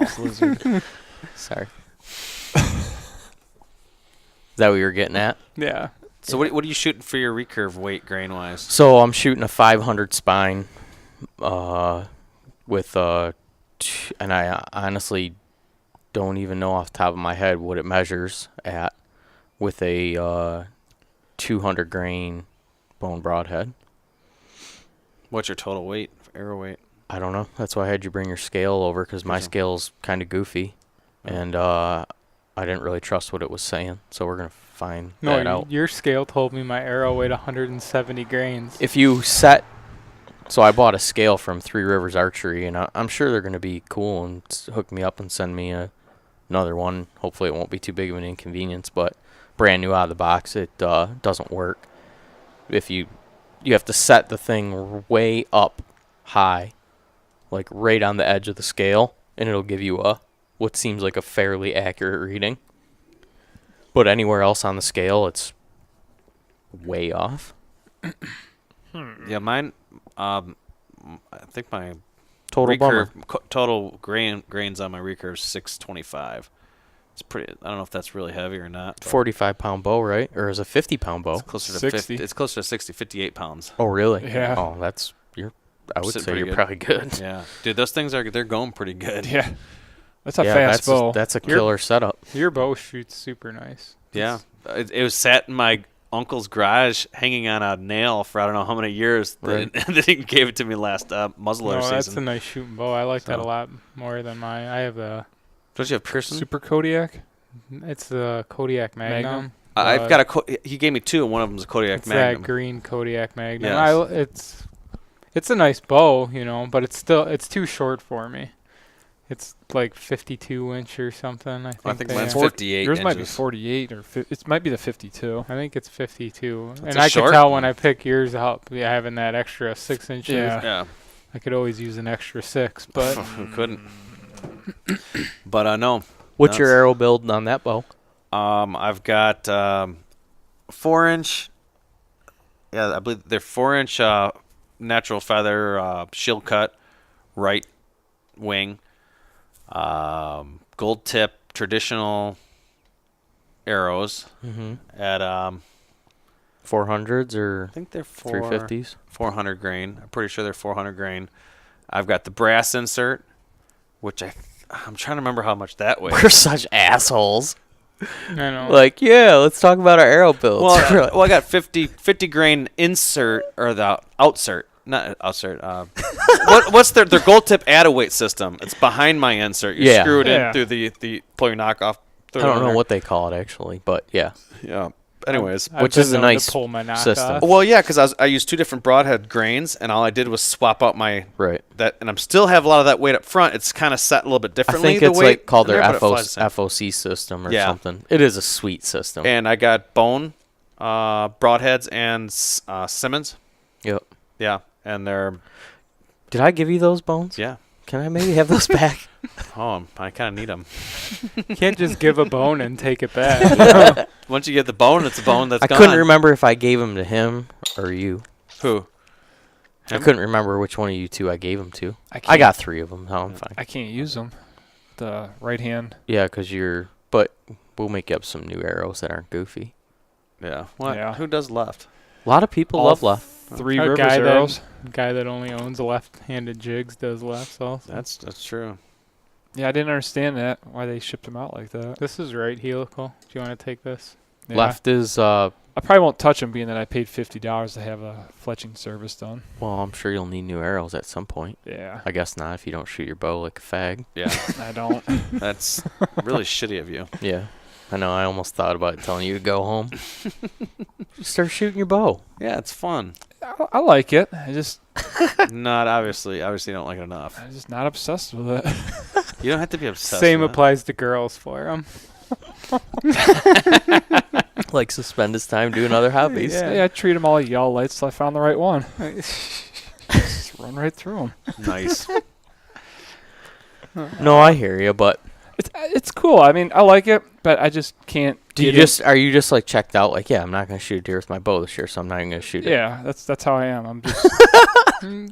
I haven't shot it. I'm not gonna go out there and fling some fucking dart at a deer in the ass because I didn't take the response. Wasn't responsible enough to shoot enough. And You hone might in. even do that if you're responsible. It's arguable. Yeah. Shit happens out there, man. I don't know. In I the want to. heat of the moment. Somebody want to grab some Dizzy Pops? Of course, out you need I'll a grab new one bow for you. though too, don't you? Your bow's not really. Yeah, I You think want your to. recurve's good? It's too short. Yeah, he needs a It's too short, baby. Yep. constant problem in his household. Yeah, Nick's what we call a hard 3.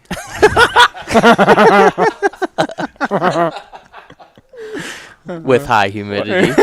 Hanging out my pant leg. If the wind's blowing just right, it's a solid 3. Yeah, that's the stuff. Hey, I Thank can't, you, sir. I can't control my hang down. Yeah, dude, you know what? I kind of hear you because, like, just getting these arrows built, like, I built new arrows for both my bows. Yeah. Like, just having the time to sit down and actually, like, figure out, okay, what do I need? Right. Okay, I'm going to order it. Okay, it's here.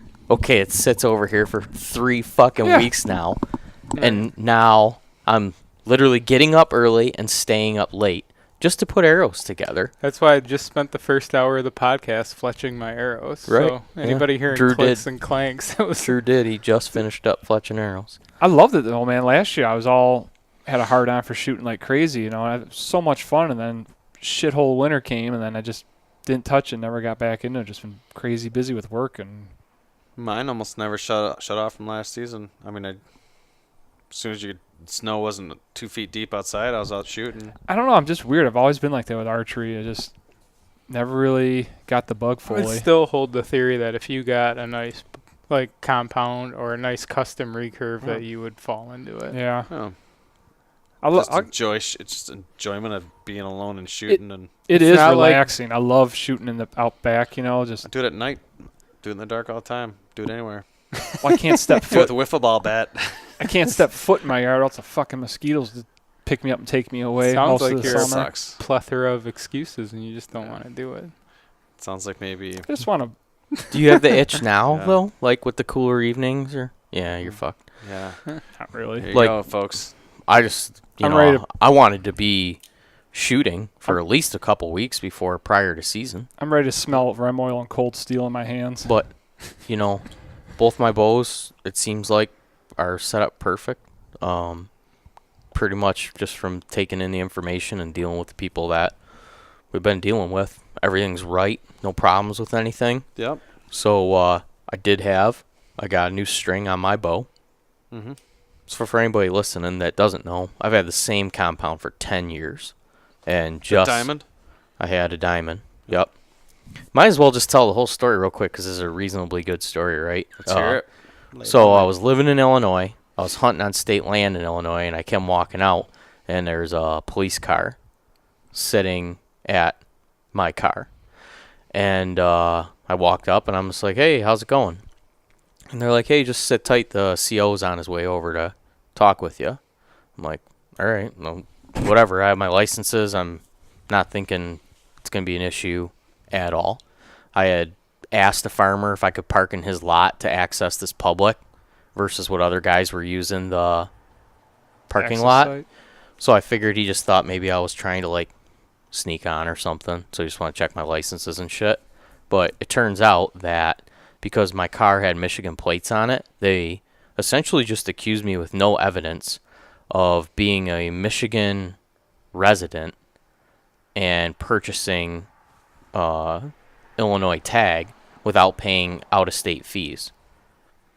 Guy was an asshole and having a bad day on top of it already. But whatever, they confiscated my bow. This is a week prior to me coming back to Michigan to go to a deer camp, you know? Oh, man. Yeah. So confiscate my bow, and I'm left with basically getting a new one. And so a guy that we had shot with a couple weeks prior had bought that year a brand new diamond black ice. And so this is going back 10 years. So this is 2008. And the next week he goes to a wild game dinner. He wins a brand new diamond black ice. Completely set up. So he sold me that bow, one of those bows, with arrows, gold tip arrows, all set up with for the whole thing, a half a dozen of them, for $500. And at the time, I actually didn't even have the money Dawson Yeah. went and put money in my fucking bank account. I'm like, That's dude. the kind of friend Nick is. He's a good dude. Yeah. I'm like, dude, this is the situation. What's Can you our believe bow? this? All right. I had to go to fucking jail. They confiscated my shit and took me Kevin, to jail. come on. I had to go Yeah. there and post bond. Hang out with Dirty Mike and the boys. Yeah. Treat your butt like a soup kitchen. Oh my. Just for a night. Oh my goodness. That's But how yeah. he really came up with the money. So that's how I got that bow. At least how I paid Nick back. Actually, I did a boiler job with him. Is that a code word for That's what we call it these days. That sounds so That's nasty. that's what the kids what are calling vile it. words are you speaking? Are you gonna give her a boiler job? Oh my You know, you drop the little one and the Gave big him a one. hot boiler job, and he was all. Take a boiler maker, Nick. Take a boiler job. Just drop it in me. Oh my I'll gosh, fizz that's over. hilarious. What do you guys do at deer camp? Boiler Hunt, get jobs. boiler jobs. To each other? Sometimes. Take forms of There's not a whole lot of people around. It's cold night, man. currency in the form of snuggles and boiler jobs. Oh my gosh. Well, yeah. So, anyways, Yeah. we put a was put a good. boiler in Tommy's grandma's house, There you go. and whatever, he took all the profits, so it worked out. I had that bow for 10 years, and then just Killed a lot of deer with it. yeah, I did. No, I don't know if I'd say a lot, but a Enough? reasonable amount. Okay. The high percentage of them that I hit with that thing died. That's good percentages. Probably 95%. So it was a good bow for me, and it still is a good bow. It's all set up, ready to go. It's a So- backup bow. Or is it It's your a backup bow? Yeah, yep. It's 100% ready tried to go. and true? It's got a quiver full of tuned broadheads and everything. So It's good to have that. yep. And but I got the new Parker, and kind of just decided to do that for the reason I was on the bow hunter. The bow hunter planet? Yeah, I Bow don't hunting know. fiend. Bow Hunter Planet. Bow hunter. I was on the Bow Hunter Planet podcast, and they interviewed the guy from Parker. And come to find out, it was a family-owned company, still is. But the founder and the husband that started it passed away last year. Mhm. And so, I don't know, it was just kind of like a touching conversation when the guy was talking about, the guy's passion for keeping his manufacturing here in the States and competing with top-tier bows for like a working man's budget, like Yeah. reality. He said, I never Yeah. want to have a bow that's in excess of $1,000. And to their credit, still right now they're manufacturing in the States, making a high-end bow for what's that It's retail? like $600, something like that. I $650. think it is like somewhere right $599, $699 Nice. for the Poison 30 That's a nice bow. and the Poison Nice rig. 32. So, whatever, we actually basically just traded favors, and he gave me a bow, and I agreed to Couple say if boiler it's jobs. a couple boiler jobs later, we had a deal. I want to see about these boiler jobs. It sounds like they're No, I said I feel like you guys have you're a good company. You have been for a long time. like your story. Yeah, you really have a rich story behind your brand, and we can both say honestly, there's nicer bows on the market, right? Oh, yeah. But for what it is, for the Yeah, price, for the money. It's great Mhm. bang for your buck. I would say actually the only downfall is just the machining and the riser. The only thing I don't like about it is the grip. Right. Really? Well, that's what I guess. But I like a thin, on my Prime, it's got a pretty thin grip. They said Whereas- thin grips can be nice. They Right. have, the Parker's got a pretty hefty Chubby one? one on it, yeah. Yep. You could Mine alter Matthews it is yourself, a and I little thought about shoved doing out. that with all it would take is, you'd have to be moderately competent, but with a file, Probably just or take an an air. end grinder. Yep. Yeah. You could The just bird all pull yeah. deburring tool or something. And when I say machining in the riser, it's not like it's not all like really impressive cut Right. and all that. I'm just talking Whittle it about down. right on the handle. Yeah. I would love to see some more material taken out of that It's personally. aluminum, right? It'll come It's out nice and easy. it's very common for that price point to have a grip the way it is on that bow. It's Yeah. not unusual for.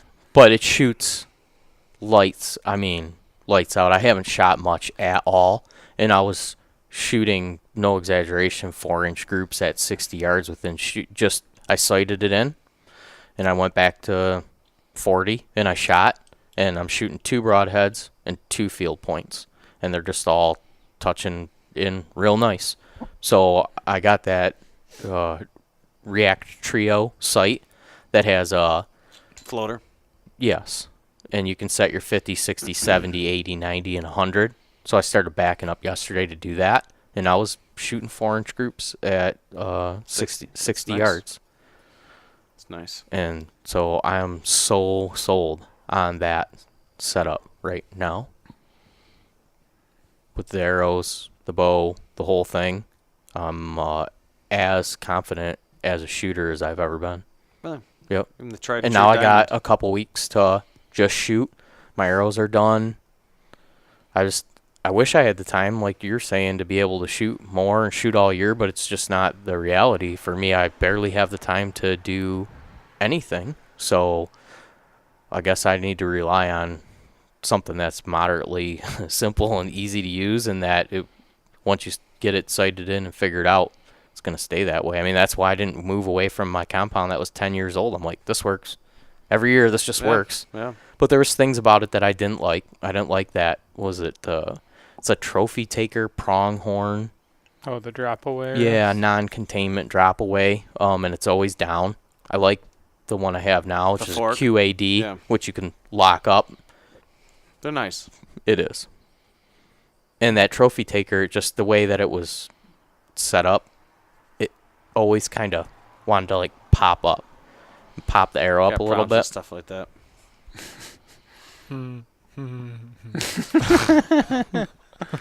So you had to be conscious of, Right.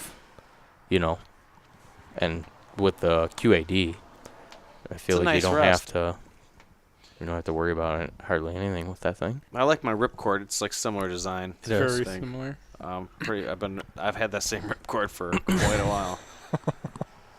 Isn't that an American made? Aren't they I made in the believe so, States? and their warranty's like rock solid. So I think that if it ever stopped working, I could probably just call them and they'd send me a brand new one. That's I think cool. they said they don't care if you run over it with your truck; they'll cover it. So Nice. I might try running mine over with the truck. Move your microphone down a little bit. You got I was worried about my nose growing and bumping into it. there. You go. There That's you go. better. Yeah.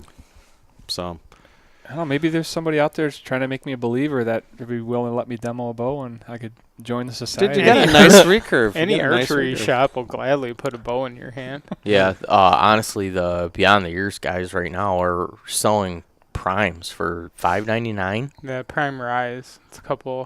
It's not last year's model. I think it's the year before, but But it's a brand new. Comes bow. with a Yeah. lifetime warranty, free strings Strings. every 2 Yeah. years. It's like $5.99. A bow for your life.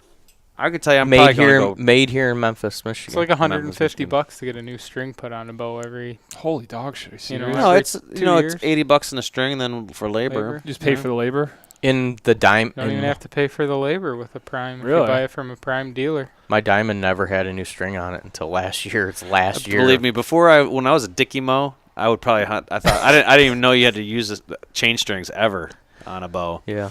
Yeah, I just figured they're. I don't know. Well, my Keep on Diamond ones were choo-choo. 9 years old and they never failed. So I don't know that you have to get new strings every couple of years. Well, I know a guy depends that on his how much bow you shoot, blew up right? in his closet. It was think hanging so. up in his closet and it blew up because the Yeah. strings fell If you're apart. shooting, if you're shooting 50 arrows a day every day all year, it's a lot different than somebody like me that's It's still a dry month rot. before I season. think they say every starts. other year for like just the whatever the properties of the Where the- string. I was on Facebook on the Hunting Beast Facebook group. Jeff G, how do you Yeah, pronounce his yeah. last name? Ginky? Something. He's geeky. He's Jeff gink- G. he's a Everybody ginky- knows who I'm talking He's a ginky about. guy. Yeah. But he's talking about changing his string for the first time in 8 years, and that fucker is still shooting a tube on his peep sight. It's like, I even wrote something like, the fact that you have a tube tied onto your peep sight is more offensive than your 10-year-old. When they go off, it goes schwap. They're so loud. I think there's guys that still run those though. Yeah, the tubes. It's like a tourniquet, man. It's like flop. Right. If that's what you, maybe I don't know. Yeah, Yeah, It's guaranteed to keep those peeps straight. It's Jeff's gonna keep got those peeps straight. pretty rich Dickie Mo history about him. It seems, you know, for I as was just advanced as his surprised. tactics are. I guess I shouldn't be surprised because those guys are just like, I mean, look at Infalt. He just likes to ride the struggle bus through the winter and everything. Doesn't like to put gear on. He's just built different. They got true grit, man. Yeah. True grit, them guys. But just to see a rubber hose tied onto a fucking bowstring this day and age, I appreciate it. My uncle probably would have one of those. it's like, do you not shoot a D-loop on your bow? I mean, it doesn't make any sense. I love a D-loop. I'm telling you, that's one of the best. I don't know, for compound bows. Oh yeah. D-loop is awesome. Yeah. It's one of those things everybody should know how to tie onto. He's their got own the bow original. I can't do that. True ball release. Yeah. I have one of I those. got a true ball release. It's a mongoose. The True Fire. I got the True The one Fire. that like the jaw shoots out with like the The two two round ball balls in bearings. it. Yeah, it's got the Oh, I two don't ball have that one. bearings and the two pins that go off the side that close it. When Right. you pull the trigger, they come back. Right. Oh yeah, it's a serving eater. Grease that thing up and go get yourself Nice. a brand new prime. That's what you need. Oh, I don't know what chromosome I'm lacking. I'm just not into the archery that I much. want to buy myself a nice long bow or Dude, I think a if takedown recurve if you got or a something like that. if you got a good compound that was set up and tuned for you and Yeah. the right arrows and stuff, I think you'd actually really enjoy it. I actually ordered new scope rings for my 30-06 today for you to work on if you want Nice. to bore sight that in for me. I would love to. Nice. Got in touch with that Flint Ridge Rifles guy Yeah, that we met at BHA. Flint Mhm. Ridge Rifles on Instagram, and He's a asked him cool what he dude. recommended or whatever, and he shot me a link right over from Midway what rings to Nice. get, so I ordered them. And Nice low profile. yep, That's the way to do it. Tally was the brand. I think he. He's a cool guy. He's a cool Yeah. dude. Let's hit a couple more topics here. We're getting to the 90-minute mark. I think. What time is it? What time you guys want to get out of here? I don't know. It's 8 o'clock. That's not too bad, huh? No. Not for normal podcast. It's getting darker earlier. 30, 45 more minutes. Get out here by like 8:30, 9 o'clock. It is getting darker earlier, isn't I know, it? dude. It's actually really nice out right now. Beautiful night. No humidity. Nope. No bugs. Fuck them No, I haven't seen bugs in a little while. Nope. What's next, Chief? Cold weather and layering. Oh. We've had a lot of questions about how to possibly stay comfortable in 20 below. It's tough. For tree stand, First for off- tree stand hung, it's tough. Tree stand. The How word- can you sit in a tree stand for a couple hours and stay warm in 20 below? You can stay warm for a couple hours, but you'll never actually truly be comfortable. I think that your I'll best bet argue I for was that would be to comfortable. tag out before it gets that cold. Exactly. I was adequate. I wasn't comfortable. I was comfortable for at least 2 hours. I was Right, pretty. as long as you didn't have any exposed skin, you were completely fine. I was probably fine for the first hour and a half, 2 hours, even in my crappy setup. Dude, but even when it's Dude, it's mid-30s, I don't have exposed skin. Yeah. It just depends on how thick. I Honestly, I'll have a thin gaiter on my neck, and you're I'll fucking. have a thin hat on. I don't know. You're just a savage, dude. I can't do that shit.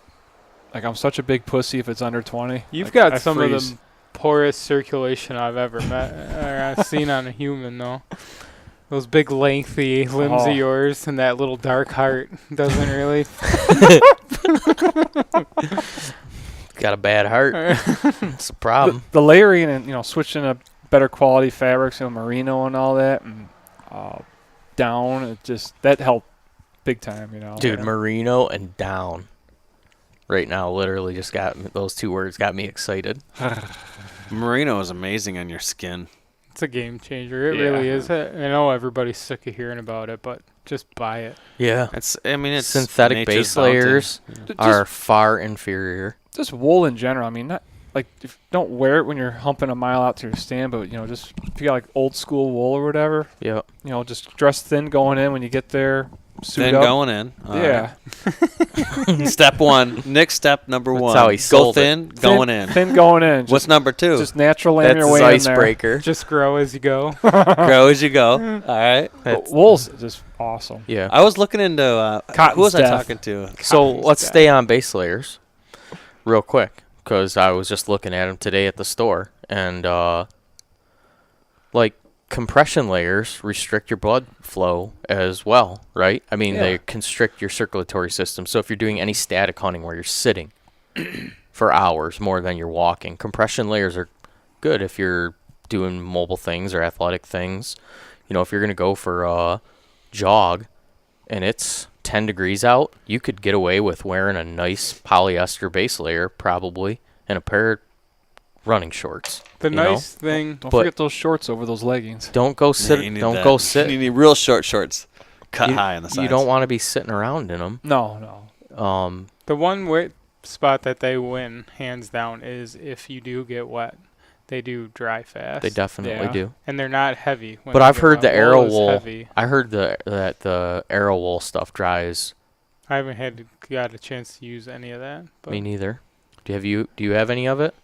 No. Was it the First Light stuff? Yeah. they have a new No. blend like with spandex in it. I need and to stuff. buy a couple pair of wool underwear, so I think I'm gonna go with the arrow wool ones because I heard quite a few guys say that they are the fastest drying wool synthetic that they've come across, and that it's a real good product. Yeah. less so- weld, less weld going on with them.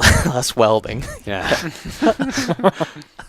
That's the only place I don't like welding going on is down there. So I'll probably get a couple pairs of those, and it's just important that your stuff fits too, like more than like a specific brand. I think all brands are pretty good. Yeah. Like the top tier stuff, a lot of it just comes down to you specifically, what fits you. The fit is so critical that it's not too big where it's baggy, but it can't be restrictive. You have to have free range of motion in it. You have to have air space between your layers. If it's all compressed and sandwiched down, it doesn't work. It has to fit. You might find that you need 2 different brand jackets that fit perfectly together, right? Right. Yeah. Yeah. The fact that you think that you can order a whole setup of gear from one company and everything fit you to a T. Some is- people that might work for Well, us. it Some depends people if it the does. clothes are built around a certain body size or style. Right, You know, right. they're the way Far their different. patterns are. They just fit different body. But Yeah. there's 4 of us sitting here, all very different shaped humans, and could probably fit into a large from different companies. What shape would I be? Stout. Beach body. Thanks, Well, bud. I mean, it's not like we're a bunch of fat fucks or anything. We're just. Right, but you're grown men. Condor. We're well fed. Yeah. We're grown men. I mean, I looked like I was put on some kind of torture machine, stretched out like in Braveheart. So nothing fits me. I mean, most adult men, Yeah, you do have a hard time.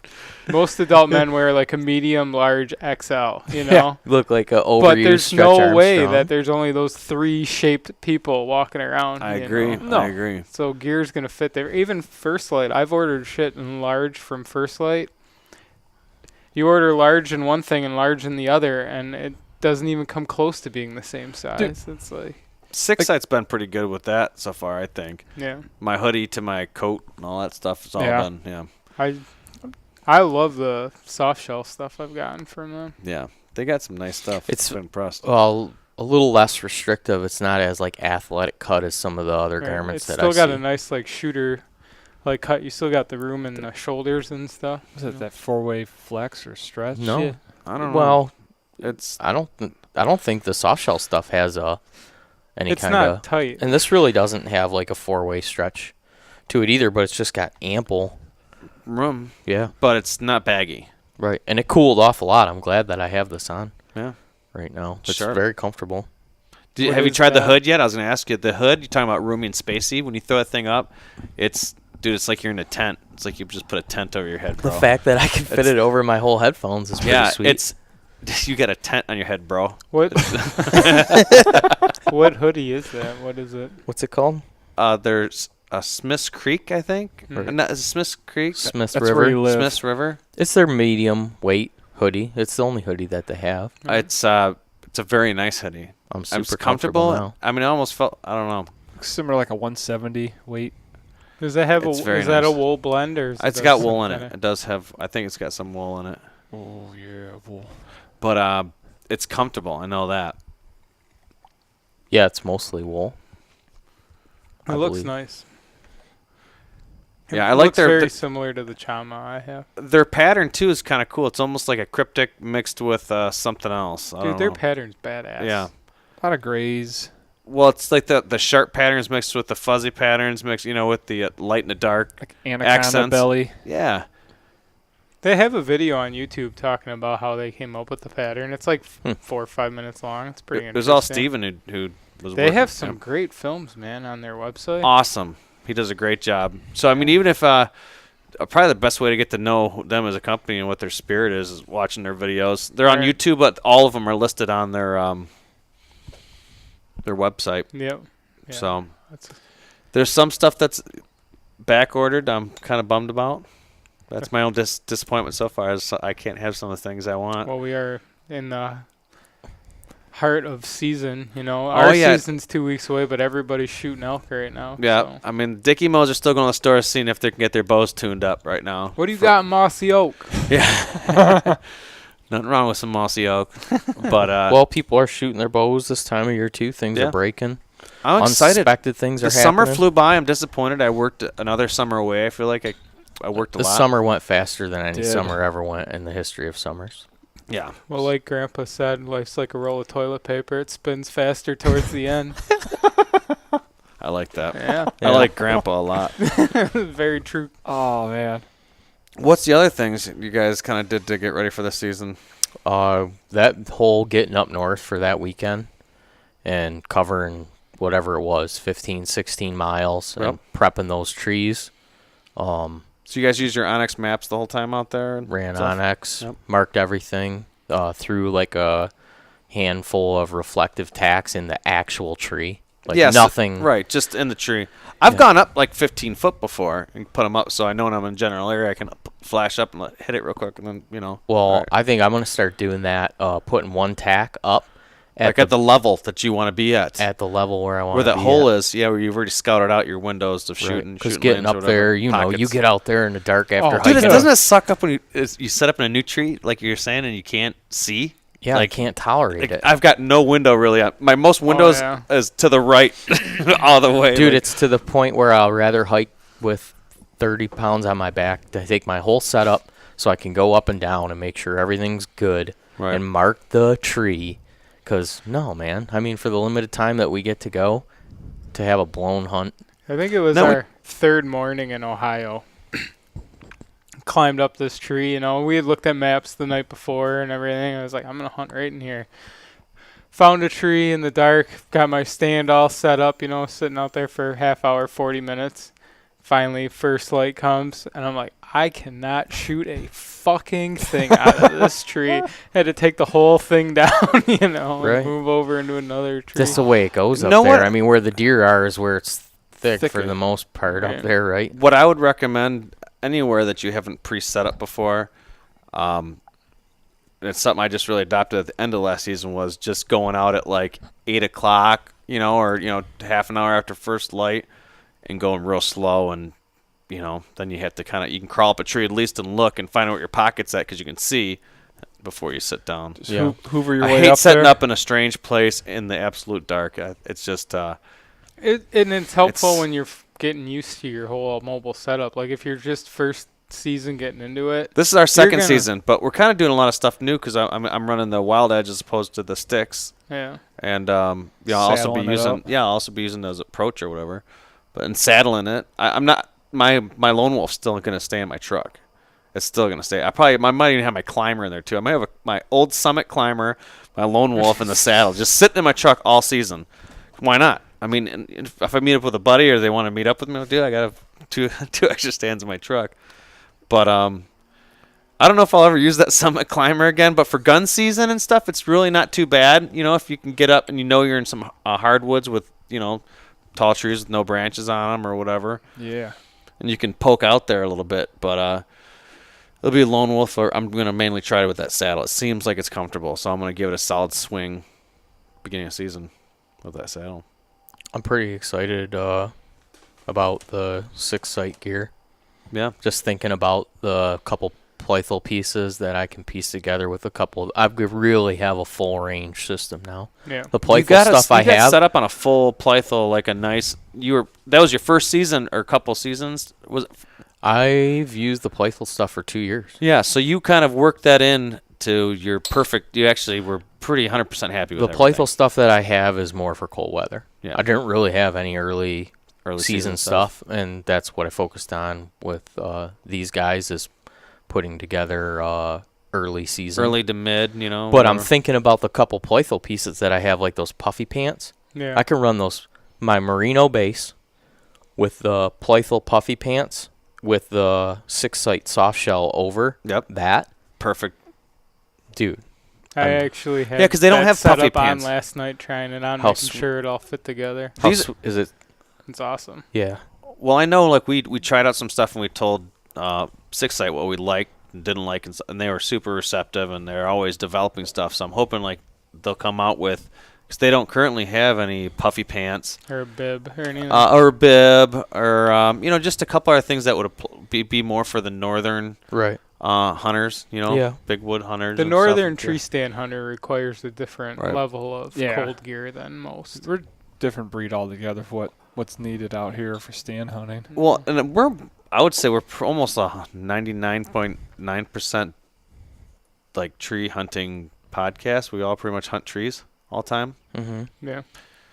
I'm hoping this season to do a little bit of tracking, like I listened to the last podcast.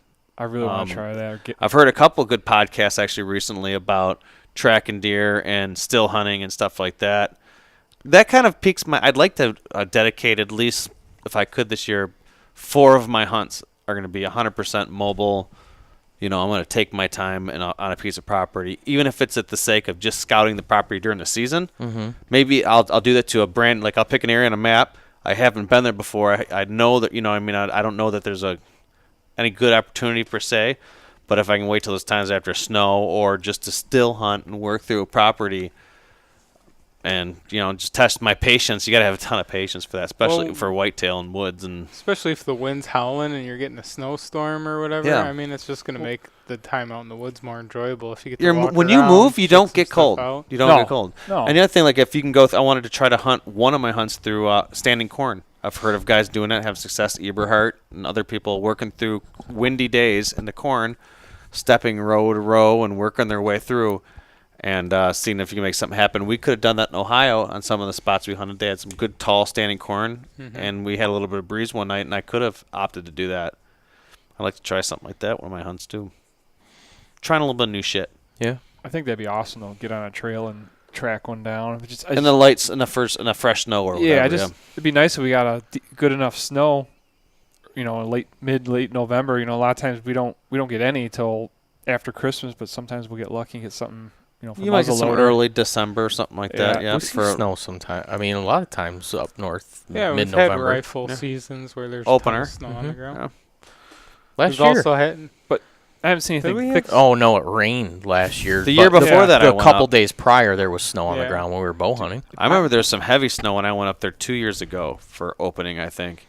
I hunted the meadow. Dude, I've hunted up there on opening day when it's been 50 degrees, and I've hunted up there on opening day where it's been 10 and a foot of snow. Yeah, it's crazy. Yeah. That would there's be been awesome. years where you're wiping snow off you, and then other years you're swatting mosquitoes. Yeah. Yeah.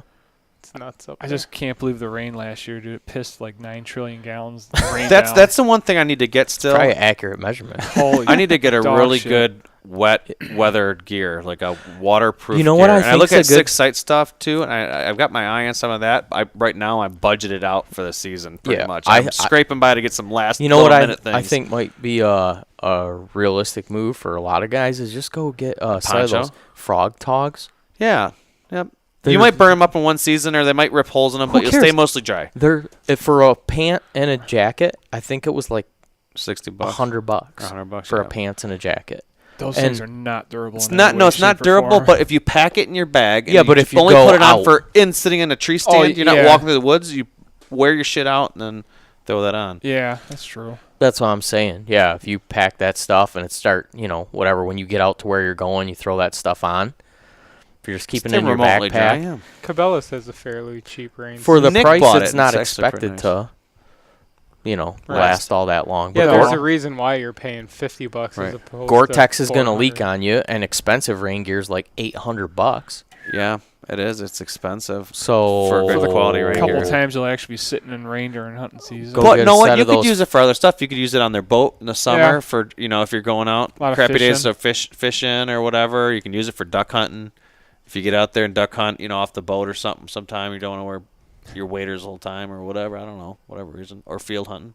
I was just thinking about your rain gear when we used to go riding motorcycles all the time. Just duct taped onto my legs. Yeah, you're right. Burned your leg up on your exhaust pipe, and then we just rode around for years with duct tape wrapped around. I miss those old motorcycle days driving around. Like a bunch of dickheads. Oh, we had a dude. great time. That Just- was fun. Oh, We were wild hogs. Bad mittens. bad mittens. Well, yeah, so I guess that's what I would deem like the most critical part of wool socks, boots that have, What kind of socks you using? I have smart wool thick socks, and I just got a set of lighter weight wool socks, darn tough ones. I Darn get a tough. set of those. Darn tough. I want a set of those. They And look nice. those are pretty nice, but I love my thick smart wool socks. So for Merino. staying warm, I heard that's it. I don't wear 2 pairs of socks, just my No. thick merino ones. And then my boots are 2 sizes over so that I have a bunch of air circulation room inside there. And then last year, when it was 20 below, I actually wore my base layer, then a puffy coat, and then pulled bibs on over that.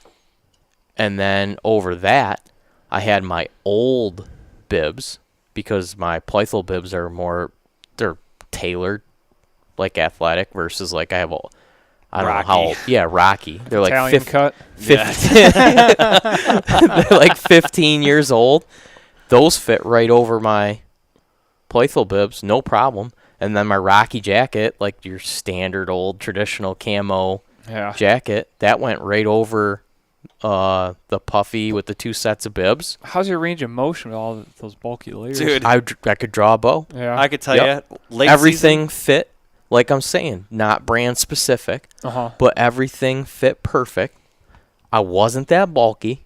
I mean, no, I wasn't as comfortable as if I was out there in a hoodie. Right. You know what I mean? Bulgy like a moose. It's a little bulgy.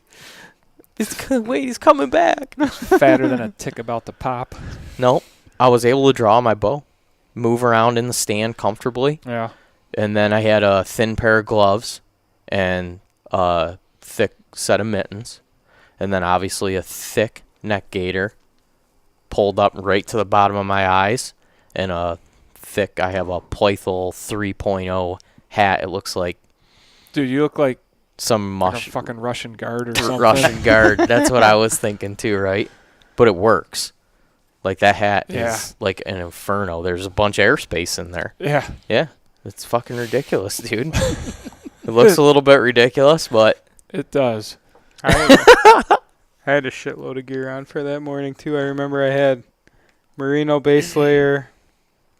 I had 2 merino base layer pants because I have a thin one that I wear, and then I have the 250 weight smart rolls, and then I had just a pair of the Scree hard scrabble pants, and then the First Light sanctuary bib, which is like wearing a sleeping bag out in the woods. Those bibs are awesome for cold weather, but if you walk through any kind of briar or whatever, they're just going to rip to shit. That material's not super durable.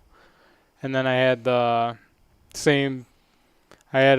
light merino on, and then the Chama hoodie that First Light makes, fleece zip up. And then I had that Pleithel Oh, that big puffy one. down jacket. the extreme down. Crinkle jacket. Yeah, the crinkle jacket. Yeah, it's loud as shit when it's like a space blanket. -18 outside. That but thing is so warm, though. It is. I couldn't have sat out there without it because I didn't have like a good puffy mid layer. Yeah. Yeah, that jacket's ridiculous. It is. If geese were kangaroos, it felt like you were in its pouch. And then I was rocking for my on top of the puffy. I had just to try to keep the puffy quiet. I had the old Drury Dream Season scent blocker Gore-Tex Perfect. With zero Mossy oak. insulation in the Nice. sleeves. None at all. And I the love whole it. jacket, the Yeah. whole jacket's just super thin shell. And then a neck gaiter pulled up, and I forget what hat I had. I think I have one of the First Light Merino hats. Mm-hmm. And they're extra large / extra small. Yeah, and then I had a pair of like merino glove liners, and then Merrell is the glove company. Merrell. Yeah. I had their bow hunting glove on. It has like the release pass through on the wrist, and the little hand tips that flip up, and in the hand flaps I put 2 of those activated charcoal packet things in there. Hot hands, hot hands. Yeah, hot hands. So, I mean, I was great until I actually had to draw back on deer. And then it was one of those deals where I drew back and the coat crinkled so much that the deer just locked up behind the pine tree. So, I'm holding my bow. It felt like 30 minutes, Your fingers are about to freeze Oh, off. my You God. need to mention, too, those deer were already, like, cracked out of their minds that yeah. weekend, dude. They had been shot at for, They walked in looking up. Like, they just all walked in. yeah. It's, These are like Like year they're and a going to half. a shady drug deal. they've been getting shot at for 3 months. Yeah, it was January. Well, it was December 31st. Talking about when Pigeon we were out River? there. Yeah. Fucking walk. These things were just scanning End of the December. sky. So walking through October, there. November, Yeah. December. They've been getting shot at for 90 days. Well, not all of them, maybe. They seemed like it. These 4 were. They're- They got shot at one more time and made it out of there too. Because by the time I actually went to actually shoot the damn thing, I shouldn't have shot, but I hadn't filled any tags. last year was tough. I went tag soup.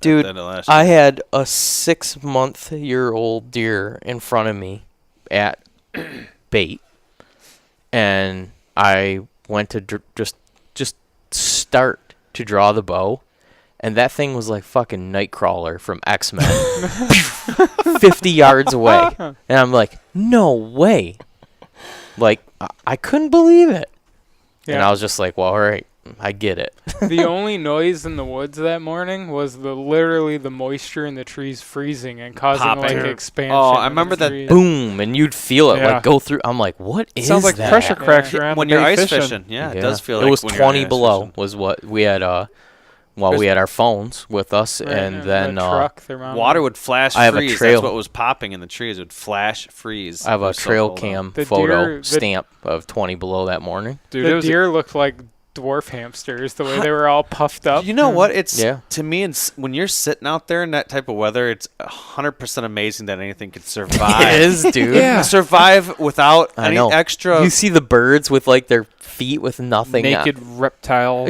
Yeah. It freaks me out that Could've. these things can survive that. I know It there just are some makes that you die. realize how we're just soft, pudgy bitches. Oh, out we are. there. We are. I hunted late season in my scent blocker dream season. I think Literally had to top kill. and bottom knockout. Mine was the knockout. Someone the had to knockout. kill a goose and stuff a jacket full of its feathers in order for me to make it out there. Y'all Well- out there, you ain't hot. Take those clothes off. You're down out there like a bitch. Oh my gosh! I had an old school tree bark hoodie, and I had a pair of Kmart sweatpants. And then the only thing that saved me is last season I invested in Smart Wool, and I got a Smart Wool base layer. Yeah. And I was able to last out hunting for like 3.5 hours in negative 15 degrees, which was pretty damn good. I did not see a single deer. I hunted four times in January to the end, even to the very end of January, and froze my butt off. Oh, it was Dude. And real didn't see a cold. single deer. I had a tough time last season. I don't know what it was me or what. It was First me. year mobile hunting. Yeah, I mean, I was learning a lot of shit. I'm changing a lot of shit up again this year. That I I should run with what I was doing and comfortable with and try to refine on it. But I'm doing a whole new thing with the saddle hunting. But I'm really convinced that the saddle hunting thing is gonna yeah. it's gonna increase. It's gonna I don't know. I think You it's gonna make things better. you probably, you're working more, doing these mobile setups. You're probably sweating a little bit more. You didn't. Anybody need one more beer? I'm good. I'm good, buddy. But yeah, you're probably worked up a little bit. You're maybe sweating a little bit more than normal, setting up that your mobile stand, so probably just getting cold, more moisture in you. I don't know. I'm excited about doing it. The mobile hunting does put you in front of more deer. And the podcast, the fact that you're drinking a hard seltzer. He is a hard seltzer. I've been having some sinus and health issues, so I haven't been able to see straight for 10 days. What are you talking about? I have an infected nerve behind my eye. Every What? guy keeps Yeah. catching his vision. Who's been farting in your eyes? No, it's not pink eye. I wish I had pink eye. That's a Dude, deer I don't cam wish I had syndrome. pink That's eye, a but- deer cam syndrome right there. No, I got Stress? yeah. Yeah. Yeah. You gotta get some sleep. I get sleep. Yeah, you been I get a sleeping lot all of right? sleep. Been up since 2:30 this morning. Yeah. No, I do. I get 8 hours of sleep every night Yeah. for sure. Wow. I Just, shoot for 6 and hope for 5. yeah. Hmm. Just a busy little beaver, though, man. You got so many irons in the fire. Just too much shit going on. But alcohol fucks with my Accentuates- sinuses. Oh, yeah. Yeah, and the reason I can't see straight is because of the inflammation in the nerve. But yeah, dude, I haven't been able to see straight in 10 days. Jeez, It man. fucks up your equilibrium. So it's been kind of a nightmare, really. But hopefully you can get long-term damage. You can go fucking blind from it. What's, But there's like a definite mark kind of where they know that, hey, we got to do something serious, and I never got to that point at all. But yeah, it fucked me up. how do you heal it, or was just, So they gave me a antiviral 7-day pill that I had to take to kill that, and then it's just healing. damn, dude. But it could take 6 weeks. So when I wake up in the morning, it takes me like 10 minutes to be able to. I have to consciously focus my Yeah. eyes right now. And it's weird. Like if I tilt my head this way, I'll see double. But if I tilt my head this way, it's fine. It's not a problem. But if I look up like this, like you would, like you're looking up at the ceiling to shave your neck, kind of see double. Dude, that's nuts. Yeah. What about when you Kind look- of scary because it can be people get fucked up from it, but hopefully I don't have any long-term damage and I go back to seeing straight. What do you see when you look down and take a piss? It's interesting. It's like a party in my underpants. Dude, that sucks, man. Hopefully that shit clears up. Yeah, but luckily I shoot a bow with one eye closed, so that hasn't affected that in my shooting at Yeah. all. You'd be like that. And honestly, like, yeah, I just need to have some patience and it'll be back to normal. But it was kind of a reality thing too. It was like, man, Throttle back a little bit. take it back a little Take a bit. chill pill, right? Take it back a little bit. And my Kumatata. doctor said too. He's like, hey, dial it back a little bit because that's why, really. Yeah. And so I'm gonna do that. And I'm gonna have a few less beers. I'm gonna run a few more miles, and I'm gonna dial my diet in. It's gonna be like that Tim McGraw song. No, Can't it's not help you gonna be there. like that. Yeah, it's gonna be like a Tim McGraw. Gonna song. continue to drink heavy beer, Live like a not lion. drink light beer. I'm just gonna moderate This myself is a good time to little get better. more El Natural. Yeah. Deer season. No, there's no doubt. Live off the land. I'm a better hunter and more comfortable when I'm in better physical shape, Oh, yeah. more confident Hydrated. to feel well better. hydrated. Take the stairs. To anybody that has, Take a lot of stairs. it's such a constant topic at deer camp. Everybody has problems, walking out to tree stand and having to get down and go rip their clothes off and violently poop out in Oh the, my god. out in the woods. There's been many a back pair of underpants that Yeah. have been lost to the woods. You can and dial. socks. You can I've gone out in hoodies and come back in regular sweatshirts. Yeah, there's a lot of that. What I'm getting going at on. is you can dial your diet in to avoid a lot of that. Oh yeah, you Yeah. can be pooping solid and pretty regularly. Yeah, very regularly. Yeah. Just cut out vegetables so you won't go the whole 3 days you're up there. Yeah, you want a good consistency. You ever seen the poop That's a chart? good You ever thing. seen the poop chart they got? They got a whole poop chart tell you if it's healthy poop or not healthy poop. My People trick should know is get up early, way earlier than you really have to just run out the door. That's a recipe for disaster. Say an hour before you. What time? What? Yeah. Kevin's life tips. What are you looking at? An hour before. I You think gotta be it's out the door? smart to give yourself an hour in the morning. I like to go out and shoot my bow for a little bit. I like to get up, have coffee, and while I'm have coffee, I get up and I get the fire going. If it's not still going, right? If we're talking deer I camp thought you up were talking there. about in the marital bed. No, All right. no. Let's stick with deer camp. Yep. Get up, get the fire going, and as the fire's getting going, get a cup of coffee, and I like to typically turn some music on and just fucking sit down, have a cup of coffee, get that fire blasting, sit there, get that thing nice and hot, drink my cup of coffee with some butter in it, A little sunrise. and then I'll probably have another one, and then I'll do some push-ups, some sit-ups, some squats. I need to wake up earlier so I can catch this Maybe just run in place for like spectacle. That's a exciting. minute, In the middle of the Airstream? 60 seconds. No, I do it Anytime in the outside. shelter, In the woodshed? shelter. Do it outside. Yeah. A little bit of running. Got the music going. Yeah. Got the coffee going, and Think drink a bottle of water. Dude, where do you put all this piss, man? All over the woods. Yeah. Yeah. Everywhere. Spray it down, Like a man. Like wild you're R. animal. Kelly. Yeah, dude. It's not an issue. Dude, I stopped drinking coffee the last few times I gone out because I'll take like 3 pisses before I get out of my truck. Coffee peas are stinky. They might be a Oh. little offensive to deer. I think you should have hydrated pee. Dude, they pisses. haven't set. Well, maybe they have set me back, but not enough to quit doing it. Yeah. So They're like, that smells Colombian. But They're anyways, excited about the Colombian smell. the of it. short little workout Yeah. with the coffee and the music, that'll Yeah. get Get the you blood flowing, and you'll be like, huh, I gotta do some personal business. Number 2. You go do that. Yeah. Dude, you come back, freshen up, maybe brush your teeth, Maybe. and then drink another bottle of water. You know what I And- think is really important? It's changed my way of deer camp a little bit. Is bringing those baby wipes or wet Oh, wipes to you- really get a clean behind. Before you get out into the woods. He's To really right. Clean it up good. If you're, Yeah, and then hit it with a dry one right after. God. That's my method. I like to air dry. You air dry. You Mhm. you finish on a wet wipe. Yes, but Fine. then I like to air dry. Nice. So you just pulled them apart a little bit. No, I'll use the wet wipe. Yeah, and then I'll hold them apart. maybe a Bend over. motion like this or something for like a minute or something, or especially if somebody's got a fan running, you can catch a breeze. Yeah. You know? Let's give them the goat. Someone snore real hard, catch their breeze. Yeah, it's important to keep the undercarriage nice and clean during a hunting excursion. Well, for it's more than comfort. important. I mean, Yeah, it'll comfort and ruin your day. Yeah, that's one thing. That's It's number one one thing tip. that I'm gonna miss about having babies is having all that butthole treatment stuff around here. You can invest in butthole treatment for yourself as a grown man. Stop at Ryan's house. Yeah. I'll give you a good butthole treatment. You go by next, get a boiler. You got a menu. You got options on your menu. Take number 7. You either get the pipe fitter or the boiler maker. Why is all your treatment in the back room in the garage? I want a Boiler job. I want a number 7.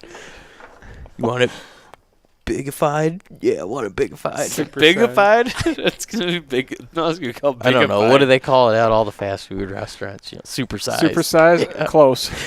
Extra big ass fries. Do you remember the movie? It wasn't Harold and Kumar, but it was one of the movies where they were threatened to eat Big Bob's cock meat sandwich. God, what is that? I don't know that one. I don't know that one either. That sounds delicious. I don't want to eat the cock meat sandwich. God, what the funk is that?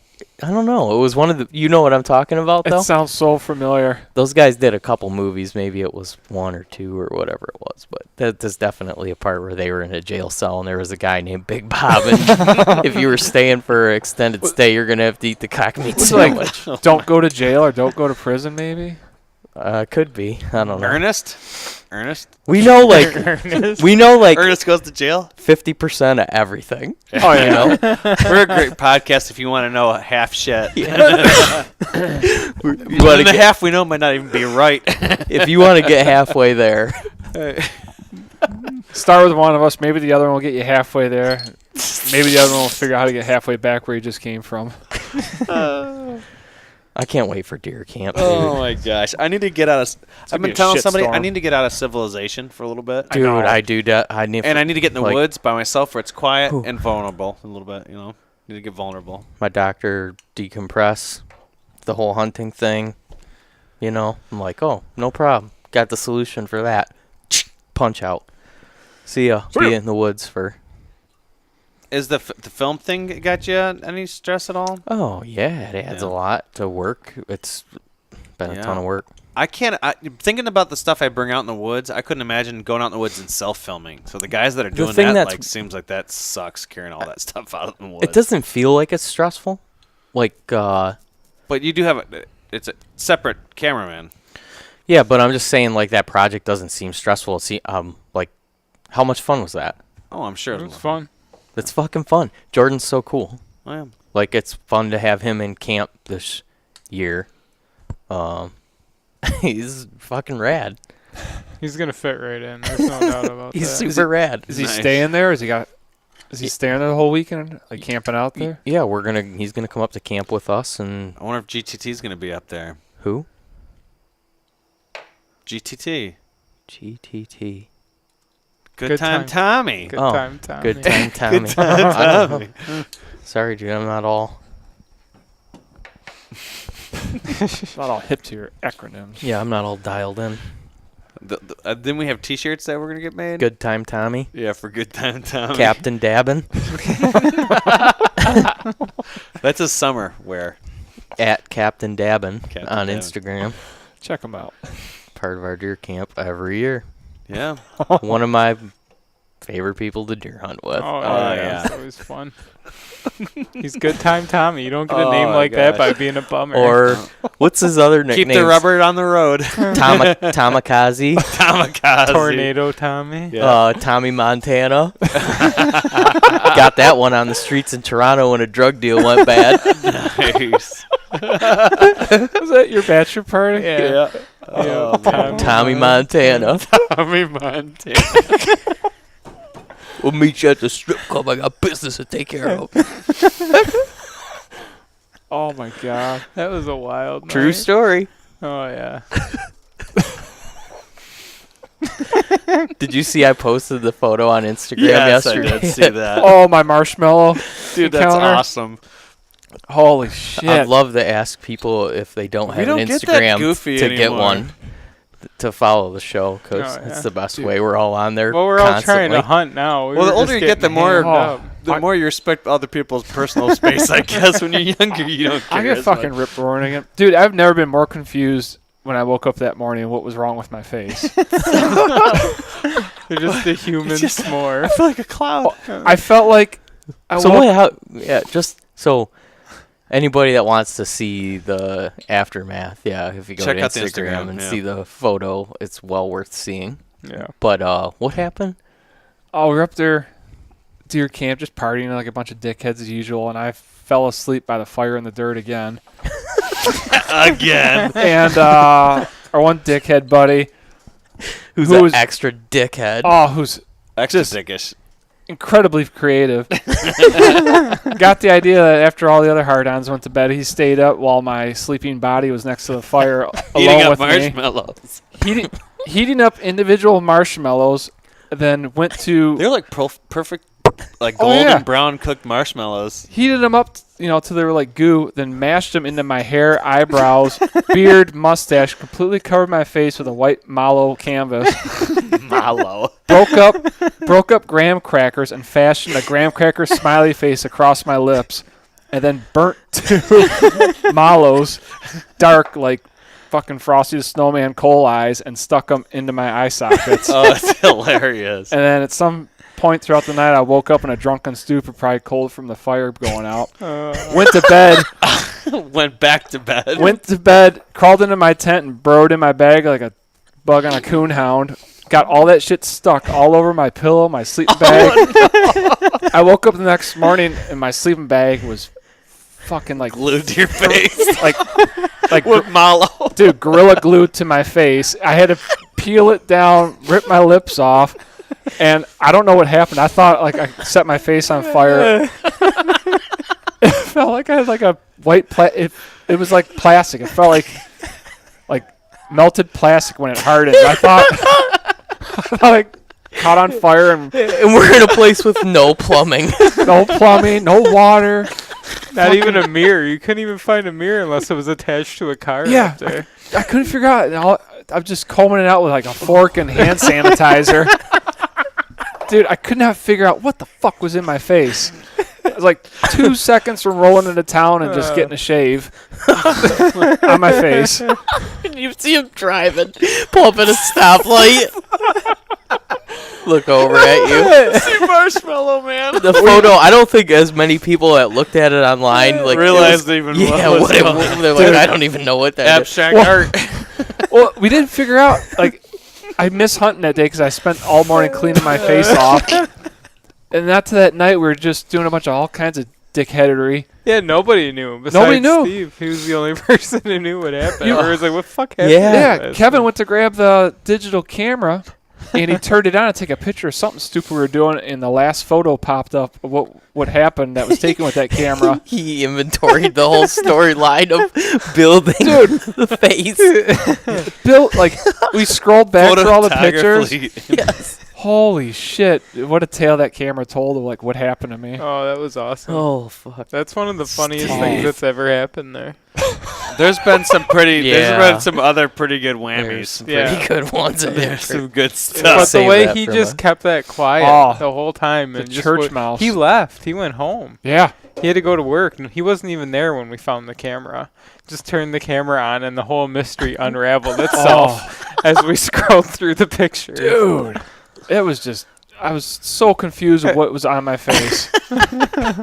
And hung over like. Oh, yeah, brutally. Just hungover, dirty, like 4 days of filth on me. No running water. Plus a layer of marshmallow on your face. Oh, man. Yeah, you got to check out that picture. Did on you ever like Instagram. make an attempt to get back at him for that? The only thing I did to get back on it was like a year or two later. I got some deer legs, like from, I think one of the deer you shot. I took the legs, like the cutoffs with the hooves and everything, and I peeled back his spare tire holder in his car, that Grand Prix he had, and I filled the whole I spare remember tire doing that with you. carrier full of deer He legs. got a flat tire like 8 months later, but his dad was driving the car and uncovered these deer hooves on the spare. Well, I remember complaints that it stunk or something, didn't it? Well, I think he sold the car and it still stunk to pieces. Oh, but man, he's just fucking kid's a mutant. He never goes to sleep, so I can't fuck with him. He's a mutant. Oh my gosh. That was good stuff, though. That was well played. Dude, I wasn't really mad. I was just like so appreciative of his. I'm not even mad. I'm impressed. I was impressed. You know, it was just awesome, but a very horrible inconvenience. So Yeah, I came across that photo actually when I was on your Facebook for some reason looking for photos for something, yeah, and I came across that and I'm like, oh god. Well, it's kind of crazy too. What was it? Maybe last month you put up one of the pictures of deer camp with the whole group where there was like 20 plus Yeah. guys Yeah. there. Those were the kind of cool days. I think we'll have a good camp this year because it's on a Thursday, Mm-hmm. so I think a lot of people will be up. I think we'll have a good camp. Yeah. I think it'll You be gonna a good come up? turnout. You guys coming up for opener for Firearm? Yeah, yeah. I'm gonna at least come through for a couple days. I gotta try to hit up with my uncle too. Right on. I'm When going I'm out up there. Wednesday night, Perfect. Wednesday, Sunday. I'll be up from probably Friday night to Sunday morning. Nice. I think I'm going to be able to swing Saturday to Saturday. That's what my I goal. originally wanted to do, but Jordan's got a couple days that he can't be there, so I think we're gonna have to try to film on Saturday. Whereas I wanted to go up Saturday morning and Yeah. go in and set up camp and the light and all that, but probably won't work out that way. But who knows? That's still a long ways away. So, but yeah, I'm gonna be up there for the full week. That's Nice. awesome, dude. That's the way to do it. Well, I got a full week, the last full week of October in Ohio, so might be my only full week. But I'm hoping to get at least half a week or so with the opener, and maybe another long weekend in there. So we get 5 days to bow hunt, basically. Yep. I'll have 5 days to bow hunt, and then Friday, I'll have 3 days to gun hunt. That's a nice That's 8 days. 3 days with the gun. 8 days a week.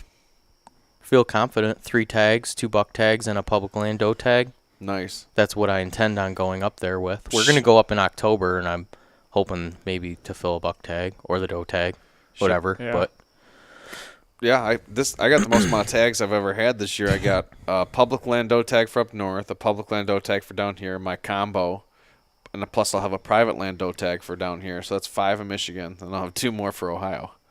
So Dude, I'm covering all. I'm covering all bases. So I'm going to get something. I got a roadkill recovery kit in my truck for this fall and winter. You know what I actually bought? I was going to post it, put it on IG. It was I bought a forager's book. Because I'm kind of interested to see what you could eat through the woods and all that. And it kind of tells you what deer can eat too. You know, you can eat milkweed has got many purposes, man. It's edible. Learn that. Very edible. So not only is it a great wind checker, it's edible as well. They In have different to be stages. Pretty hungry. Yeah. Different stages. But yeah. So if I starve on deer, I'll learn to eat berries and milkweed. I'm going to survive one way or another, guys. Let's wrap this thing up, though. I guess last quick thing is just tree stands. What are you doing? Are you saddle hunting? You're running what? Wild Edge, steps, and kestrel? Wild Edge and a kestrel. I'll probably run the a silent approach too to see. You know what I mean? I want to try to give them both a solid try. Yep. I think right now I've got my opinion on both of them, that they're both good for different reasons. They both have their pros and cons. If you're going to try to compare them to, both of them are the smallest. Both of those systems are the smallest, most compact, most lightest, potentially lightest climbing systems on the market. Mm-hmm. Especially if you use an 8er with the Wild Edge steps. You can't do that with a silent approach. But if you use an 8er with Wild Edge steps, you could. I mean, you know how small that stuff packs down. Even if a set of 10 Yeah. Wild Edge steps packs down small, but Well, shit, you a could silent take approach is way 4 even smaller. or 6 steps with an 8er and get what? Real 20 plus. I think you take 5 steps and get 20 plus feet, depending on how far you comfortably can step. You know, I but wouldn't be able to get that, but I could probably take 5 steps is like having 10. I could if probably you use the 8er. 10, yeah, I can get over 20 foot. take An 6 8er on steps and each get step. You move the 8er with you. There's different. I've actually just recently learned. I'm not the smartest guy in mobile Yeah, his hunting. 8er clips on the step. Yeah. And then you take it up. And it's got an with- adjustable right. foothold. You can pull it up Yeah. and down It's- inside of that. it's It's sw- that it's a blue sweet steel setup. or whatever. What color? Amsteel blue. Amsteel blue. That shit's awesome. I think that's what it is. But it's like that real kind of thick braid, Yeah, it's almost like a No, Chinese finger I don't cuffs. think finger that's the cuffs. rope It's that he almost like runs. Chinese. It's not Amsteel steel. He's or- compared his rope to that, and there's reasons that he Oh. prefers his rope over that. It's a polypropylene Yeah. rope, I believe. Uh-huh. 100% polypropylene. He's left it in trees for years and pulled it knot right apart and pulled it off a tree. It's badass. Man, stuff. it's good stuff. It Hang a 4-wheeler with a chain fall. So you're running those steps and saddle kestrel. Yeah. I mean, Are you gonna use I'm your- pretty convinced that I may not touch my tree stand using that saddle. That's this what I season. was going to ask you. I have shot from this a few times. I know it's it's going to be a different experience and a little bit of a learning curve with it, but I've already gone up in there and shot from it and set up, and it's pretty darn easy and it's pretty darn comfortable. safe Just as different. hell. Safe. That's one of the big things is you are never 100% disconnected from the tie tree off. from the time you're from the ground up. Never disconnected from the tree, and you could throw yourself around. Yeah. You just get bruised up, That's and banged cool. up. Like, yeah. I mean, It's they're cool. There's a great. big benefit to that. And I'm excited about gun hunting out of it, and I'm just excited about it. Yeah. And the lightweight. One of the biggest things, my biggest knocks of having a tree stand on my back last season was in steps is catching every branch, from saplings and stuff like that with them because they're just, I don't know, it's like dragging an anchor through the woods. It felt like that was my biggest complaint. And I've gone out in the woods to set trail cams and pull them down or whatever, and I've brought my full setup for mobile hunt with a saddle, and it's all in one backpack, and it's super light, and it's like nothing. That's what I love about it, man. I feel like I could still hunt through the woods with my whole tree stand set up on my back, and I don't sweat it. Right. So What about you? What's your plan? You got your hawk stand. Yeah, I got that, but I'll probably place an order. I'm thinking probably a kestrel. And You're going to give that a shot? oh yeah, because I really like that other system. They're just really backordered right now. Yeah. The tethered. the Tethered Nation, their Mantis are Mantis, offering. yeah. They're just so backed up right now. I'd love to try that, but it's just just so like I called Arrow Hunter for the kestrel, and they're backed up. If you order today, it wouldn't ship till Just in November the 2nd. couple They've had some just in the unfortunate couple things photos happen. that I've seen, the kestrel looks way more heavy duty. Yeah, I mean, for what we do. But yes, the one thing is weight Yeah. reduction and smaller For sure. packability That's with true. the other one. I feel like that thing's going to outlive. dude, that thing's it looks like it's built like a brick shit house. The that tether one Castrol. looks super lightweight. Yeah. Yes, and Like, it if you packs had to- small. Yeah, half, if you had to half, be very weight conscious. half the size, half the weight, I bet you, is a Kestrel. Right. I think I'm And gonna do it's like- probably more. It looks like it could even potentially be But 2 pounds for probably Kestrel, I mean, more really? comfortable early season because it seemed like it didn't have as much thick of material. Where I feel like that looking at that Kestrel, there's It's some material Cordura. there. That's Cordura, but they also have a kite, which is like the same thing as the Mantis. Mantis. I think there's definitely some differences in how they set that up, but I don't know. I've got experience with the Kestrel Arrow Hunter, and it's very comfortable. Yeah, I'm probably gonna do Very that. comfortable. That Kestrel and Wild Edge steps, and I'm building a platform. My platform try ring of steps, but I ordered a Lone Wolf seat, so I'm gonna put that on a probably 18-inch piece, 1.25 inch square tubing, and I also ordered some XOP batwing standoffs. Mm-hmm. Probably rig that up for my platform. That's cool. That's sweet. That makes sense for you. Yeah, That's badass that Yeah. you're doing all that. Yeah. yeah. I mean, depending what you want. If you can probably always use my because I have a set of XOP sticks and the tree steps. Yeah, I thought And about I could just borrow you my tree steps too. You know what I mean? Because I like using your hawk steps for some stuff too. Whatever we those have things are awesome. the gear in between us to just Right, just Swap. Yeah, right. so And I'm gonna around. use those XOP sticks a lot. I like those a lot. I like those. So But yeah, I'm hoping play around with that, and I was just looking for like ultimate, being comfortable, and I do love the lightweight feature of the saddle, but I'm just sitting in some of those stands as a regular hang, it just paralyzes my back. I hope that I can still get a set of Infault sticks, but they said they weren't gonna be available till like October 8th, Yeah, and I wanted to get like my shit. In order. Yeah, like you're Yeah. saying, you gotta wait for a saddle and stuff. I was like, I'm not playing that game. I wanted to like have all my shit here and already Right. have used it a lot and be dialed in when season opens. So, even though I don't plan on doing a lot of hunting right when season opens, I just got other things I gotta get done and before. Because you guys know when I throw the switch, oh yeah, it's kind of hard for me to like you go underground. kind of get in, go all in. So. If I can get through the better part of October before I throw the switch, it'll be easier on me, my family, and everything else, Yeah, So I won't do a lot of early season. First 2 weeks. The second 2 weeks, you'll start getting into it. But I'll do a little bit. Like Drew and I threw a couple food plots up on the farm. Yep. There's good deer on the camera in Oh, that area. So we got a camera arm and a camera and stuff now. So Nice. we set stands up to do some Video? filming. Yep. So My plan is I'm taking opening day off and going to a piece of public that's like 15 minutes from my house, about 800 acres, 800 acres. And I scouted out in March and went back out there and checked, and I've got some bucks on trail cam. I'm bringing my recurve out there for opening day. So I'm probably going to go take the whole day off of work. I'll probably go out in the woods around 9, Is an 9:30. opener a Monday? Yeah. I'm going to go at 9:30 and sit all day. So that'd be my first time trying to sit all day in a saddle with Nice. and then hunt with the recurve. So I'm hunting right on the edge of a swamp, like just up outside of it. So what's your tree stand? Just rocking the Lone Wolf, 4 sticks, Mhm. Lone Wolf Alpha. and you were trying the talons this year. Yeah, I put the stick talons on it because I broke the plastic stick quiver that comes with the ready to hunt Lone Wolf kit. Mhm. I could just tell you how the little tricks I learned out with the talon, how to go up the tree with it, especially because I was running 5, but Yeah. I think I told you that before. Yeah, I tied little loops off of my the side lineman Yeah. with paracord, and I hang 2 from that. Then I've got the 2 that are on the clips for the talon, and the first one I set up on the ground for my 5th one if I'm running 5. So I'll set the first one up, go up the next step, and then I'm going to pull one off of my clips because if you bump a tree, like a limb, you could rip them off. So I'll set that one up. So lower on the tree, you have less limbs, obviously, chances of stuff. And then throw another one up, and then get higher, and you pull them off those little I'm deals. pretty quick with my system up and down the tree anymore, so I don't really want to. I Mess thought with- about doing the saddle, but I'm not really feeling all the hype this year, I don't know if I just don't want to be part Get of old and the. crotchety.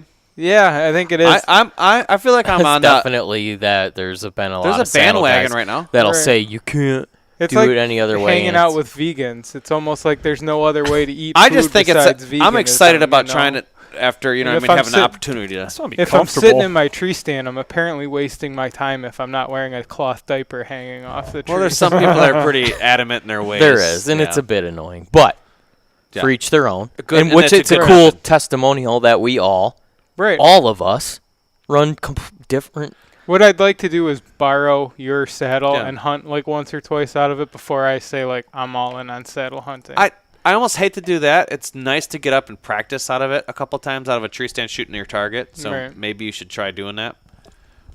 Maybe. Yeah, I won't. Like I said, I'm not gonna buy one and be like, this is the only way to hunt anymore. No. No, Yeah. dude, I've got my lone wolf. I told you I got my lone wolf stand sitting in the back of my truck, and it's not going to come out the season just because Right. I got the saddle. I But just I'm going to commit figured- myself to try to get past that learning curve of it. It's and not get going to comfortable with take it. you long, and I don't doubt it's an extremely efficient way Oh yeah, Right. to hunt. But I don't think that. it's the end all be all. No, I mean, you can't sit there and make that statement when there's guys like Dan and Fault out there and Right. doing what a they lot do. of guys and have been shooting big deer out of tree stands Yeah, before. for they- and Sleep. sitting on milk crates. Slaying And- deer. It's a lot different when, like, you hear Eberhardt say, "Oh, conventional tree stands, a big piece of garbage." Yeah, Prehistoric normally. is the in term. in 1987, fuck yeah, they were. right. But Yeah, now, cast aluminum wasn't on the market.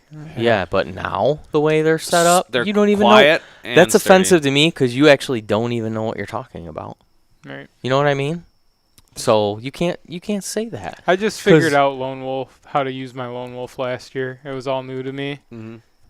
I've gone through a lot of struggles through last season, learning how to set this thing up, tear it all down. Quietly. I don't really feel like going back to square one this season. It's I'd not even rather- square one because you feel like you never get out of your lineman harness. Honestly, it's so easy. Right. You don't even feel like you get off. You feel like you're it's still climbing out the tree, but now you're sitting in the tree. It's weird. without setting a stand because the aluminum stands are heavy. So that's the bonus is you're up there and your ass is I'm already just in not it. ready to sign up for the cult, man. I'm not ready to drink the Kool-Aid. You'll drink it and you'll like it. I'm gonna watch what happens to you guys. Oh, you'll for- drink it. I don't understand why it has to be like one way or the other. I mean, you might Well, that's find how there's- politically charged we are as a nation these Yeah. days. You're right, but I'm here's a the part deal. Of the I saddle want party. to hear your opinion after the season and say, I hey, you want know, to there's, share. That's why I want to. there's going to be situations where I think the saddle was beneficial, Mhm. and there's situations, or you might say, hey, you know what? I couldn't That find guy- a scenario. You might come to me and say, hey, guess what? Eberhardt's right. Your tree stand's a piece of shit. And I'll be like, all right, I'll give it a fucking Remember shot. about You know the what I Wild Edge mean? Steps? But At I first don't. you're like, I don't "They think you're look going like to they come say that. I think you're going to come say that it has its pros and its cons for what we do. Yeah. I'm kind of convinced that I'm going to probably have a hard time thinking of a scenario that I'm talking totally on my ass because I haven't hunted out. I But just I don't don't think I'm going to see- find it's where it would be more beneficial to have a tree stand over the saddle. I like after I've been sitting in my tree stand for an hour and a half in the morning, Mm-hmm. standing up, folding the seat up, turning around. My backpack's on the back of the tree. Mm-hmm. I pull out a thermos, Stand pour a up. cup of coffee. I'm standing there. You can do that on the You could- platforms. You can do that if you have if you're on a platform. Or even a wild edge step is kind of small to do that, but yeah, you That's the one thing that worries me. And I know there's ways you can just hang in the saddle and whatnot. But like everybody bitches about how their feet get tired standing on a lone wolf step. You're gonna stand on. well, here's the thing. That's one of the last things I got to buy for mine is knee pads. Right. I stand. When you hunt saddles, they say wear knee pads. Yeah, I think you Right. take a lot of your weight on your butt. Yeah. and Right, your I'm knee. sure there's ways and then around it. you can You can shift hang- it from your feet on the steps, or then you put on your knees and you can just kind of straddle the tree, kick your legs almost like you're sitting on your bike. You know, like putting your feet up on the highway. I think you pegs. throw way less profile on a tree saddle than you do a tree stand. That's one Mm-hmm. thing. I think the profile of me is going to be smaller, and you're going to I'm like. not saying I that f- I I'm fr- writing it off like it can't Right. work, but I'm just not ready. I'm not. You get old ready in your to take ways the a lot of plunge. times. I see do. that. Yeah. I see that. What are you All doing with you that? young kids and all You your young whippersnappers. boiler rooms or whatever Boiler you're jobs. doing. Boiler job. Yeah, free boiler job. What'd you do with that rock climbing harness that you got? I still have it. I used it to set up all the tree stands. Yeah, and is stuff. it like a kind of like a lineman belt kind of setup deal? Yeah, I had to tie a lineman belt onto it with some 1-inch webbing. Yeah. But I don't think I'm going to be able to hunt out of it. A lot of guys swear by them, but I don't know. The way that carabiner hooks up like right in front of you, right in your lap, I didn't really care for. Yeah. I could see it definitely has some perks, not having that strap. off behind you, so you can actually draw your bow no matter how you're in the tree stand. Where's the strap? Just at your waist. It comes around So your it's like waist. it's more like a rigger's belt. That's what it sounds like. Mhm. I think the saddles are pretty much the same thing, except Yeah, they it's got the very bridge. similar But- to a saddle. it ties up higher, Yeah. clips up higher. 'Cause you have the bridge. You have Some a bridge guys, on it. there are people that have modified them to Oh, use them yeah. as a saddle, but It's very comfortable. The saddle. Well, after our experience last weekend, we talked about, covering 15 miles with stands on our back. Yeah. You identified that what were you running, Alice? Just straps and there's a lot of different companies that have just the straps and but it Right. didn't hold up, right? no, these were just military surplus from like Vietnam era Yeah. military backpack. I gave him the XOP. Tree stand transportation system or So it's a something. quality shoulder straps and waist Oh, belt. it's got, Like load the lifters and load lifters, Yeah. everything. It's way nice. Nice. It's on my stand right now until my You frame like comes in. You likey? I do like it. Yeah, that's a nice product for, I think it's like $50 or something. Yeah, it's Not not bad. much. It's Lone Wolf has it's another well- system too. I think they sell Yeah. as a higher. The XOP premium. one has one where it has all fast disconnect clips. Yeah, you can That buy. sounds exciting. You do the points Deals? Mark's head. of And they snap connection for the lifters and Mhm. I think the hip belt and There's the like- shoulders. And then when you get there, boom, boom, boom, I think you just can untap. And you can unattach it. actually buy just the clips themselves. They sell that kit, so you can put the clips on multiple stands. like so a you molly just, system. well, you or just molly. have the one harness, with the You have the shoulder straps on multiple belt, stands. and everything. And then you can, if you have a couple different tree stands, even if Put you're the just taking snaps them out on it. like right before summit, season to go whatever, hang a climber, bunch right. of stands, you can clip into each one and walk it out there. That's Right. cool.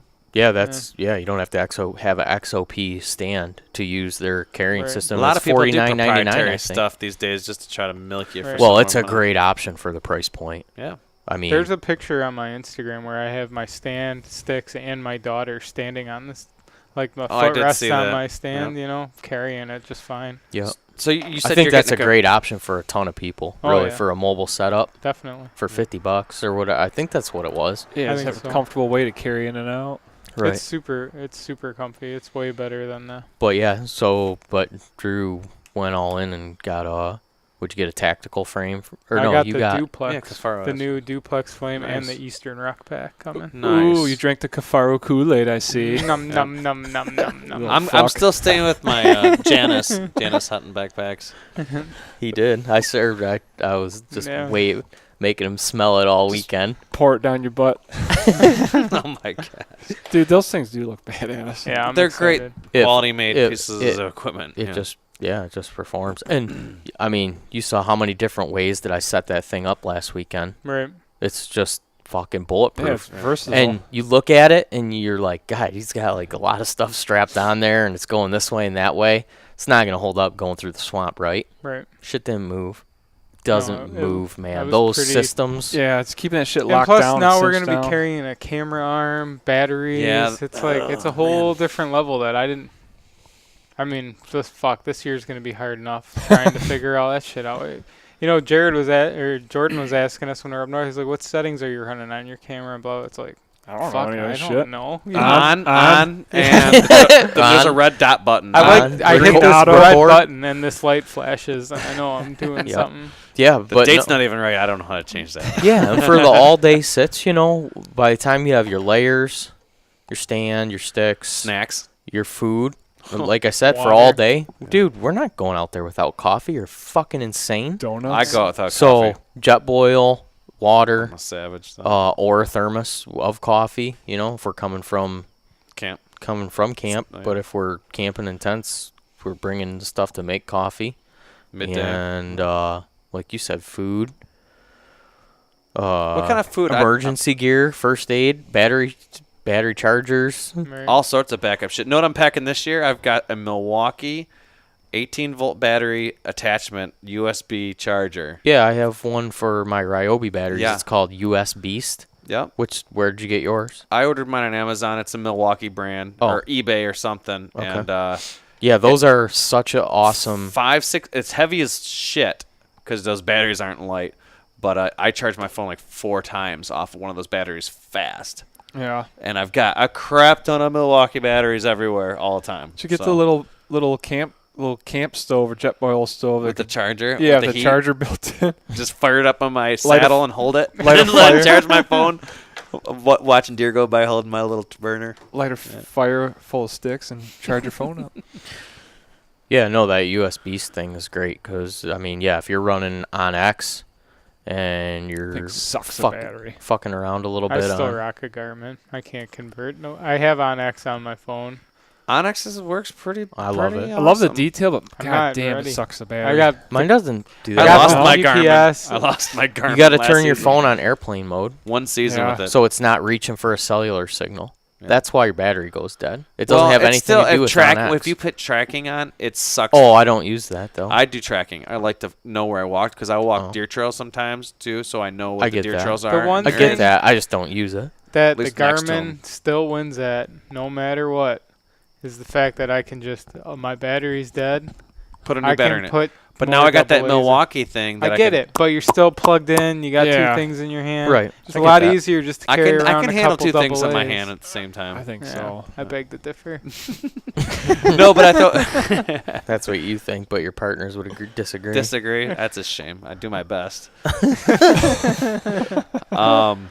No, but so that's one thing. Yeah, those Because dying phones out in the woods is Right. not acceptable And that- to me. A dying phone in the woods. those is just not adapters, acceptable. those adapters for your cordless drill they're worth every Especially penny. if you're a tradesman, like I said, you've already got these tools around. Get And the it- one, whatever tool you use. You the don't most, have to get be that a kind of- tradesman to have a power tool. You Well- just have to be a man. I don't know. You could be some CPA who likes to build shit in your garage and have And Milwaukee honestly, tools. There you go. most women probably have power tools. Okay, I'm not trying to be sexist or You fucking demean dick, any Ryan. social. Just saying, you dick. Yeah, no, those things are great. So I like 'em. Yeah, I guess I'm running the XOP Vanish with 4 sticks, and then also using the Wild Edge. I got a 10 pack of the Wild You Edge. plan on using the 8er, or have you Steps. not messed with it yet? No, I'm packing the 8er in my bag, and I'm gonna. Have I haven't not. messed with it yet. I'm gonna do it in season. That's probably real dumb, but with 10 of those. in season, learn. Here's the thing with my pack setup, weight is not an issue. Well- So I can just take 10 of those, Mhm. and I can get 20 plus feet. The only I'm gonna be short like 2 or 3 steps from you because if I'm hunting from a saddle, I want to make a platform with those Wild Edge, so I eat up like an extra 2 of them at the very I get top. that. No, So that's what I the was thinking, 8er using is the a 8er. great tool. I just haven't had the time to dick around with it. Right, and I'm thinking cutting I weight. see the value in it, Yeah. big time. But I love those XOP sticks. I like the way that they hook to that stand, and that whole thing off the back of the Kafaru it's fucking And bulletproof. you've used Lone Wolf sticks too, and you like these better. I like these better than the Lone Wolf, definitely. Yep, I can say that in complete honesty. I haven't tried them out, but I like my. Lone I have Wolf, but- 3 Lone Wolf sticks, and I thought about selling them to somebody, but at the same point in time, is there a reason to ever sell the hunting stuff? I don't know. I like to just have it around. Maybe, There's some things that you've grown out of or whatever, and that. but I might I usually want to give it away. set a stand up somewhere and leave it. Yeah. So I got an extra set of sticks. Yeah. I thought about trying like take a stick just to start with to get off the ground and run the steps the rest of the way, or just mix and match. I Yeah. don't know if there's any I mean, advantage to that. Bomber and I I don't think thi- so. I think are running the same in the system same up. opinion. You didn't like you're kind of a little bit leery about how big of a footstep you have, right, going up a tree, especially once you get up there. Yeah, I like having a step on both sides, like the Hawk Heliums And or sturdy. like those. Yeah, And those Hawk steps that I was running last year, the Ranger steel ones. Dude, they seem Right. like they weigh 100 pounds, but they did feel like they were. Dude. You were climbing yeah, up like some they're not sort of mobile, but they're OSHA nice. approved equipment. I mean, dude, it's pretty hard to beat for like a permanent setup. It's Yeah. like, what was a 4-pack of those Ranger sticks or 5? 4-pack of those, the stand, and then Hunter Safety System, the whatever, if you want to use it, the tether, the lifeline from the Yeah. ground to your hunting position with the Prusik was $150. Right, which That's is cheap. crazy. And the nice thing about those being so heavy and not being like hollow aluminum or like hollow, real thin aluminum or whatever is there's no creak to those. There's a little bit of creak. There's, popping. Yeah. Really? There's I some, didn't The notice them. stand's loud. there's some Yeah, the popping. stands are It loud. doesn't seem the steps.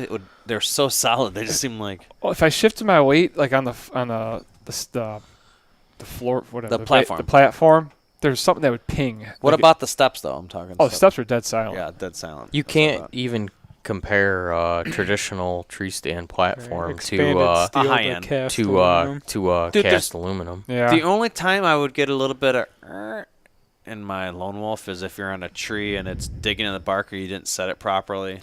This You was- can have a little Man, bounce to your platform. So just watch that this season, because I'm guessing that XRP is the same. You'll get it where it's your platform's not quite If you set. cam it in good though and put that bottom. There's been strap times on, where it was almost too tight, where it just was almost popping back up. on Well, I think, and it'll be interesting to see if it's any different. But I know XOP did their back piece from the seat to the stand Mhm.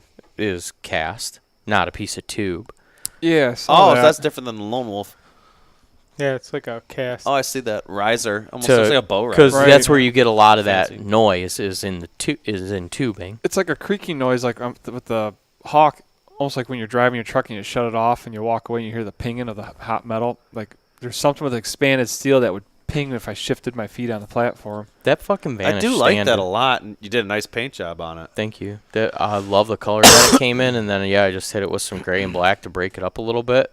Vanished. And It looks like that gray bark camo for old school. Looks like the Vististon camo special. I like it. Kevin Venison. We took both our stands when we went, and we scouted and hung them both, and we got Trim. stands set up for camera Trimmed, and large limbs, small ones. small ones. I do like that gray and black on there. Was it green when you get it? Yeah, it's like a olive drab. Yeah. I painted my Lone Wolf stuff too. Sprayed them Yeah, with some stripes of different. Not afraid to put a little Krylon on my hunting gear. so- Makes Just it let last air out. longer. Don't do it a day before. hunt Seriously season. does. It makes it last longer. I mean, you're crazy if you. Well, On that my one summit- set of steps that we tore down, that old permanent I had up on the Yeah. piece of private we have up there on the camp, Mhm. and Jordan's like, "You need to throw these things out. The tubes are just splitting and all stuff." oxidized. I'm and like, A chalky. little bit of They're good Gorilla to tape go. and some Like, spray I paint. just cut down the one split piece of steel and spray painted them all, and they're hanging up on the farm now. farm where old equipment goes to die. Yeah. Back in service. But yeah, so it's kind of neat. I got the Summit Climber hanging on the wall. Kind of retired her. API. Got the API on the wall. Kind of retired that. You ought to you do a vintage hunt. We'll do vintage hunts one of these days. break it all out. How Break fucking out the small that API. is. That API. The APRs are sweet, and It's we like know a where there's steno one out in notebook. You Ohio. could hanging probably on a use tree, that. dead tree. You I could could use it as a platform. yeah. That would work good for a would. platform. It weighs nothing. You don't leave the seat up. Just don't put the seat down. Dude, for gun hunting, I mean, there's a chance I might do a throwback gun hunt in Yeah. that thing. But not for bow hunting. It's the No. flimsy flyer.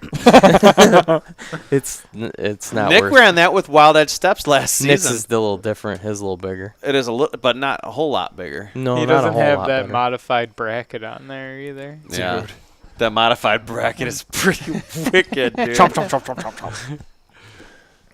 But yeah, so I don't know. I'm really excited about the Vanish and hunting with that this year. I can definitely see the value, like versus a conventional stand. I think with that 6-site camo pattern, you're going to blend right into your tree stand. Hopefully a tree blends into you. I mean, this thing is definitely pretty reptilian pattern here on the. I'm wearing the. Said it's based off a frog Super gecko strength. because of the frogman mantha or the frogman thing for the seals. That's what. Oh, really? Yeah, if you check the YouTube video, it's They're camo. I definitely could see like when you're sitting in this stuff, full out and sitting in the cedar swamp. I oh, mean, yeah. nothing's going to be able to see you. Looks like cedar in the dark sky Yeah, of November. If you don't move, like it's gonna be like, well, I'm good here. There's nothing there. Right. Like if anything, you're gonna see a tree stand strap before you see somebody in this shit. No, it's an impressive pattern. I just don't like that they didn't put a blaze orange logo embroidered onto the chest. I'm disappointed. I'm sorry, guys. I'm Wow. disappointed. Wow. Six Sight. Bright No, orange that is logo. annoying. Make Some that pink- beautiful, Some beautifully pink- crafted camo shirt with no blaze orange logo. Put Come strobe on. lights on every one of the zippers. Or chartreuse yellow, big chartreuse yellow, 2/3 the size of the Some pink cordage on your female cut versions. Yeah, some reflective cording on your zipper lanyards. Well, cool. They'll learn. I think we covered everything on the list. I could talk for hours. It's been a while since we've been together. I'd love to make a, I shouldn't say make a push, but tag Deer Hunter Podcast this season along, like we want to see what you guys are, the guys that listen to the show, like they message in constantly. It's awesome. Post shit on the Facebook page. Yeah, and tag stuff. Deer Hunter Post Podcast. stuff on the Facebook page. It's there. We'd love seeing. There's nothing that I love more about doing this than the guys that listen to the show and meeting the people and doing the Right. social stuff. Like, It's like a family now. I mean, yeah, it's cool. And I don't know. Everybody's so fucking cool and badass. And got a bunch of good. I've learned a ton from people that listen to the show and message or whatever on one of the posts on Yep. social media. yeah, the Facebook page is open, right? Anybody can post stuff on there, right? I think so. Yeah. Sweet. Guys If it's do. not, I'm not it will on be. Facebook. If it tells you you can't, let me know and we'll change it. There you go.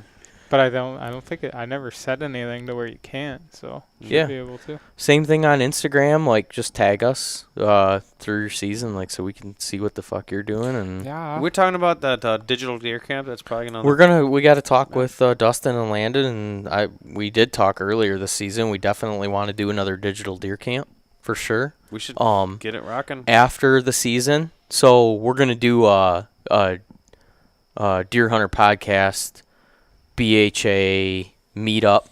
We're gonna premiere the film. We're gonna do it the weekend of January 26th in Grand Rapids. There's the Hunting Time Expo there that weekend. So ton of reason to go. Are we gonna be at a booth during the expo at all? BHAs or have our own? We'll probably be bouncing around. BHA, it sounds like probably BHA will have one there. Mhm. Exodus possibly will have one there. Yep. The guys at XOP will probably have one there. Probably the guys from Common Hunter, I would imagine, would have one there. I don't know that the traditional expo is kind of not. It's not your normal. It's not the traditional expo. Yeah. Oh, I thought it was. No. The Grand Rapids, Oh, that'll be Hunting. different. I've never been to the that Hunting Time Expo. Hunting Oh. time. That's the Alright. biggest one in Michigan. one. I thought it was Wow. the Treadbow Expo. No. or I whatever. want to go to that this year. I'll probably be in Founders smashing glasses of porter if you need to find me. Nice. Well, we'll be at the show on Saturday, and then I'm trying to figure out where it's going to be at. It's been tough, but we got tons of options, so we'll figure it out. But I want to have a venue and talk with Meekoff and all those guys, and we're going to do like a joint BHA Deer Hunter. Deer Hunter Podcast DHB. meetup. We're going to premiere the film, and then we're going to ticket the event, and we're going to give the portion of the proceeds to back to BHA Nice. for the night. So people can come to the expo for the day, get a hotel room in Grand Rapids for the night, Mhm. and do some drinking Yes, they on one of can. the best, probably arguably one of the best weekends of the year to do drinking. The middle of fucking winter, the end of January, nothing going on. Be over in Grand Rapids, everything will Yeah. have a coat of snow on it, and like you just nailed it. At some point that night, Bomber's gonna drop a glass of porter and break it somewhere. Might in be there. at Founders. Get out there and drink up, you pigs. So I'm definitely looking forward to that. But yeah, throughout the season, you guys are pretty good about it. And anybody that listens to the show, just keep us up to date on how your season's going, because it's like I feel like it's a great community, and that we all have a lot of like-minded individuals, and even the guys that get angry when we say some stupid shit and have mailed in, we've come to like terms very quickly through email. Yeah. Yep. We've made no enemies along the way thus so far. That we Only know of. friends. Only friends. I'm trying. Well, trying to keep it real. you Dude, know. that's good. Yeah. I think. There was that one guy though with the ice and the Yetis. Yeah, but I think he came back around. Think so? That or we're If- just the if you name- have- name written on a wall in lipstick. So If you have, write us back. See what you think. Did we break bread? That's a great idea, and I'd love that. We haven't mentioned anything in a long time But we could definitely use some rankings and reviews on Reviews? iTunes or any other platform that anybody iTunes. listens to This- this. this- It's been a while Like since it. we got any. This So- time of year is a big deal if you can share stuff too, because everybody's looking at their social media feeds and everything. Any little share or repost or anything helps. So Please do. So you think we're gonna start doing some more of these BS sessions through the season? A little bit more of them. Well, this is the whole. I know this is the. We can only do what we can do. It's Right.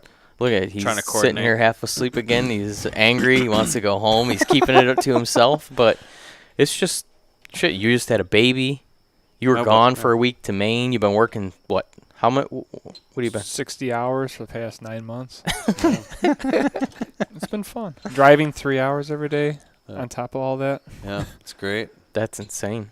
That's a good time. You drive an hour and a half each way and then work a Long 10 day. hour 10-hour day. Yeah, you betcha. Then an hour and a half, hour and 40 home. You betcha. Fucking A. Yeah. I feel like I've grown, to be like a stripper when it comes to traffic. I'm just dead inside. Well, he gets to see me at work now. Very numb, Yeah. Comfortably. comfortably. Especially with the main artery that connects the east side and the west side being completely Oh, shut that's- down to yeah. eastbound traffic. So every morning, I had to work in West Bloomfield today, so getting Oh my over there gosh. Yeah, my cool 67-mile ride to work each way is. luckily I had to start at 4 a.m. So Yeah. But yeah, we're now that it's hunting season, I'm pretty confident we'll be better at getting together. We're obviously going to start doing some hunts, Sure. doing some podcasts like that, and I've been trying to find different people. I know people, and myself included, get sick of hearing the same guy do 12 different podcasts. Usually, by the time he's done 3, you can take those 3 and listen to them and get Right. pretty much everything that he's got, unless he's like some in-fault character, which I don't think there's very many of those that I think exist. there's more than So you'd be surprised. I would love for guys, anybody that listens to this too, if you have somebody, if you feel like you're somebody in mind, that you got some stuff to say that we haven't heard before, You got the or salt. you know somebody, or would If you recommend see something, say something. somebody to have on the podcast that can teach us all a thing or two, maybe knows 100% about 1 or 2 or 3 things versus 50% of everything. We are listening. But that's what I've been trying to do, is get guests Want our on reaction? that Yeah. know We need some 100% regs, of what the maybe? fuck they're talking Like, about. oh. And we'll all grow through that. We don't profess to be nothing more than a group of dickheads that Oh, like to get together and It's true. talk some shit and record it and love deer hunting. So, Love it. yep. So if you're into that kind of thing, go to iTunes or any of your other platforms that you listen to this, and don't forget Patreon. for the love of God, leave us a 5-star ranking and a review. And yeah, thank you so much to the guys that have gone to the website and signed up to be Patreons and pay a couple bucks every month so that we can continue to Big goofballs. do this. Yeah. Yeah, And we have- grow it. I It's mean, been fun. The website has a bunch of T-shirts and hats, and we have stickers also now. Yeah. did you guys see? Did you go on the website and see any of the hats and the T-shirts Yes, and I stuff? did. Yeah. I cruised there. I need to make an order here. It's a pretty So- shop. So I want to say a huge thanks to the guys that were the first couple people that ordered stuff through there, because it's done through a third party. We don't physically touch any of that stuff. My wife builds the graphics. She uploads it to their system. They print the out T-shirts and the from there. hats and stuff, and it I don't it test goes out. wear it. So I'm not hand stitching the shit up in my basement and then So if it packaging sucks, it sorry, up for bro. you. Sorry, bro. It's all we sourced all the shirts, and Yeah. they're nicer shirts Mhm. for sure. It's not just a cheap Gildan's T-shirt. It's Quality thread. as high of a quality of a T-shirt that there is, really.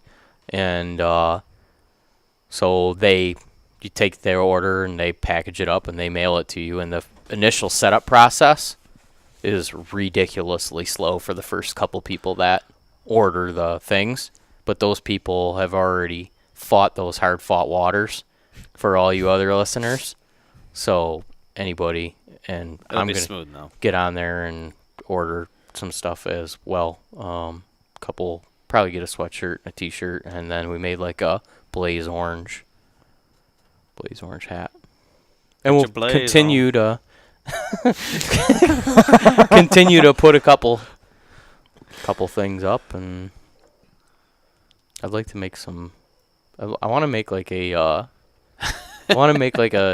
t-shirt, like a Dan Infault, I thought about making like a certified skunk wrestler shirt, or Nice. something where Dan's like, Raccoon wrestler. yeah, Certified possum handler. yeah, like a guy driving a station wagon with a raccoon, like seat buckled in next to him while they're both having coffees or something, you know. I don't know. Something like that. Some kind of, or I thought about one maybe like, You're gonna have to have what would DI sign Infault, up what on would it. Infault do? You know, what would Dan do? get into the swamp, man. Get wet. Get wet. That's how I live my life. Get wet. Every day, bro. What would Dan do? Well, thanks guys for coming Sticking over with us. here. No Yeah, problem. 3-hour wow. podcast. 3-hour Son podcast. of a bee It was a sting. 3-hour tour. 3 hours? 3 whole hours. It's 9:30 Wednesday night. I time feel you like gotta I'm be almost up? getting slap happy. I gotta be to work at maybe 7 a.m. tomorrow. I've been starting at 6, but I might do 7. Cracking my little eye slits open at 4 a.m. hopefully tomorrow morning. Yeah. What time you gotta be to work? I get up at 4 and go to the gym and then go Get to gymming work. up. He's in elk shape, for sure. Elk shape, bro. Yeah. Get some, Base mode. get up, have your mountain hops, Yeah. run a mountain, No, he does Red Bull. Sorry, Red Bull dog. Red Bull and coffee grinds. That's our new sponsor. Mountain. Mountain hops? No, Red Bull. Oh, they should sponsor. What us. about that movie they had that pissed like lime green when they drank that stuff? Minotaur? Minotaur. We should see if Minotaur will give us a sponsorship. Just drink these straight up crazy Isn't sugar that what drinks. Isn't that what it was? Yeah, it was. Piss, man, your shit's glowing green. Like, Yeah. yeah, man. Just piss Prestone. Minotaur. Thanks for listening. Thanks, buddies. Keep it stiff. Good night. Stay hard. Bye bye.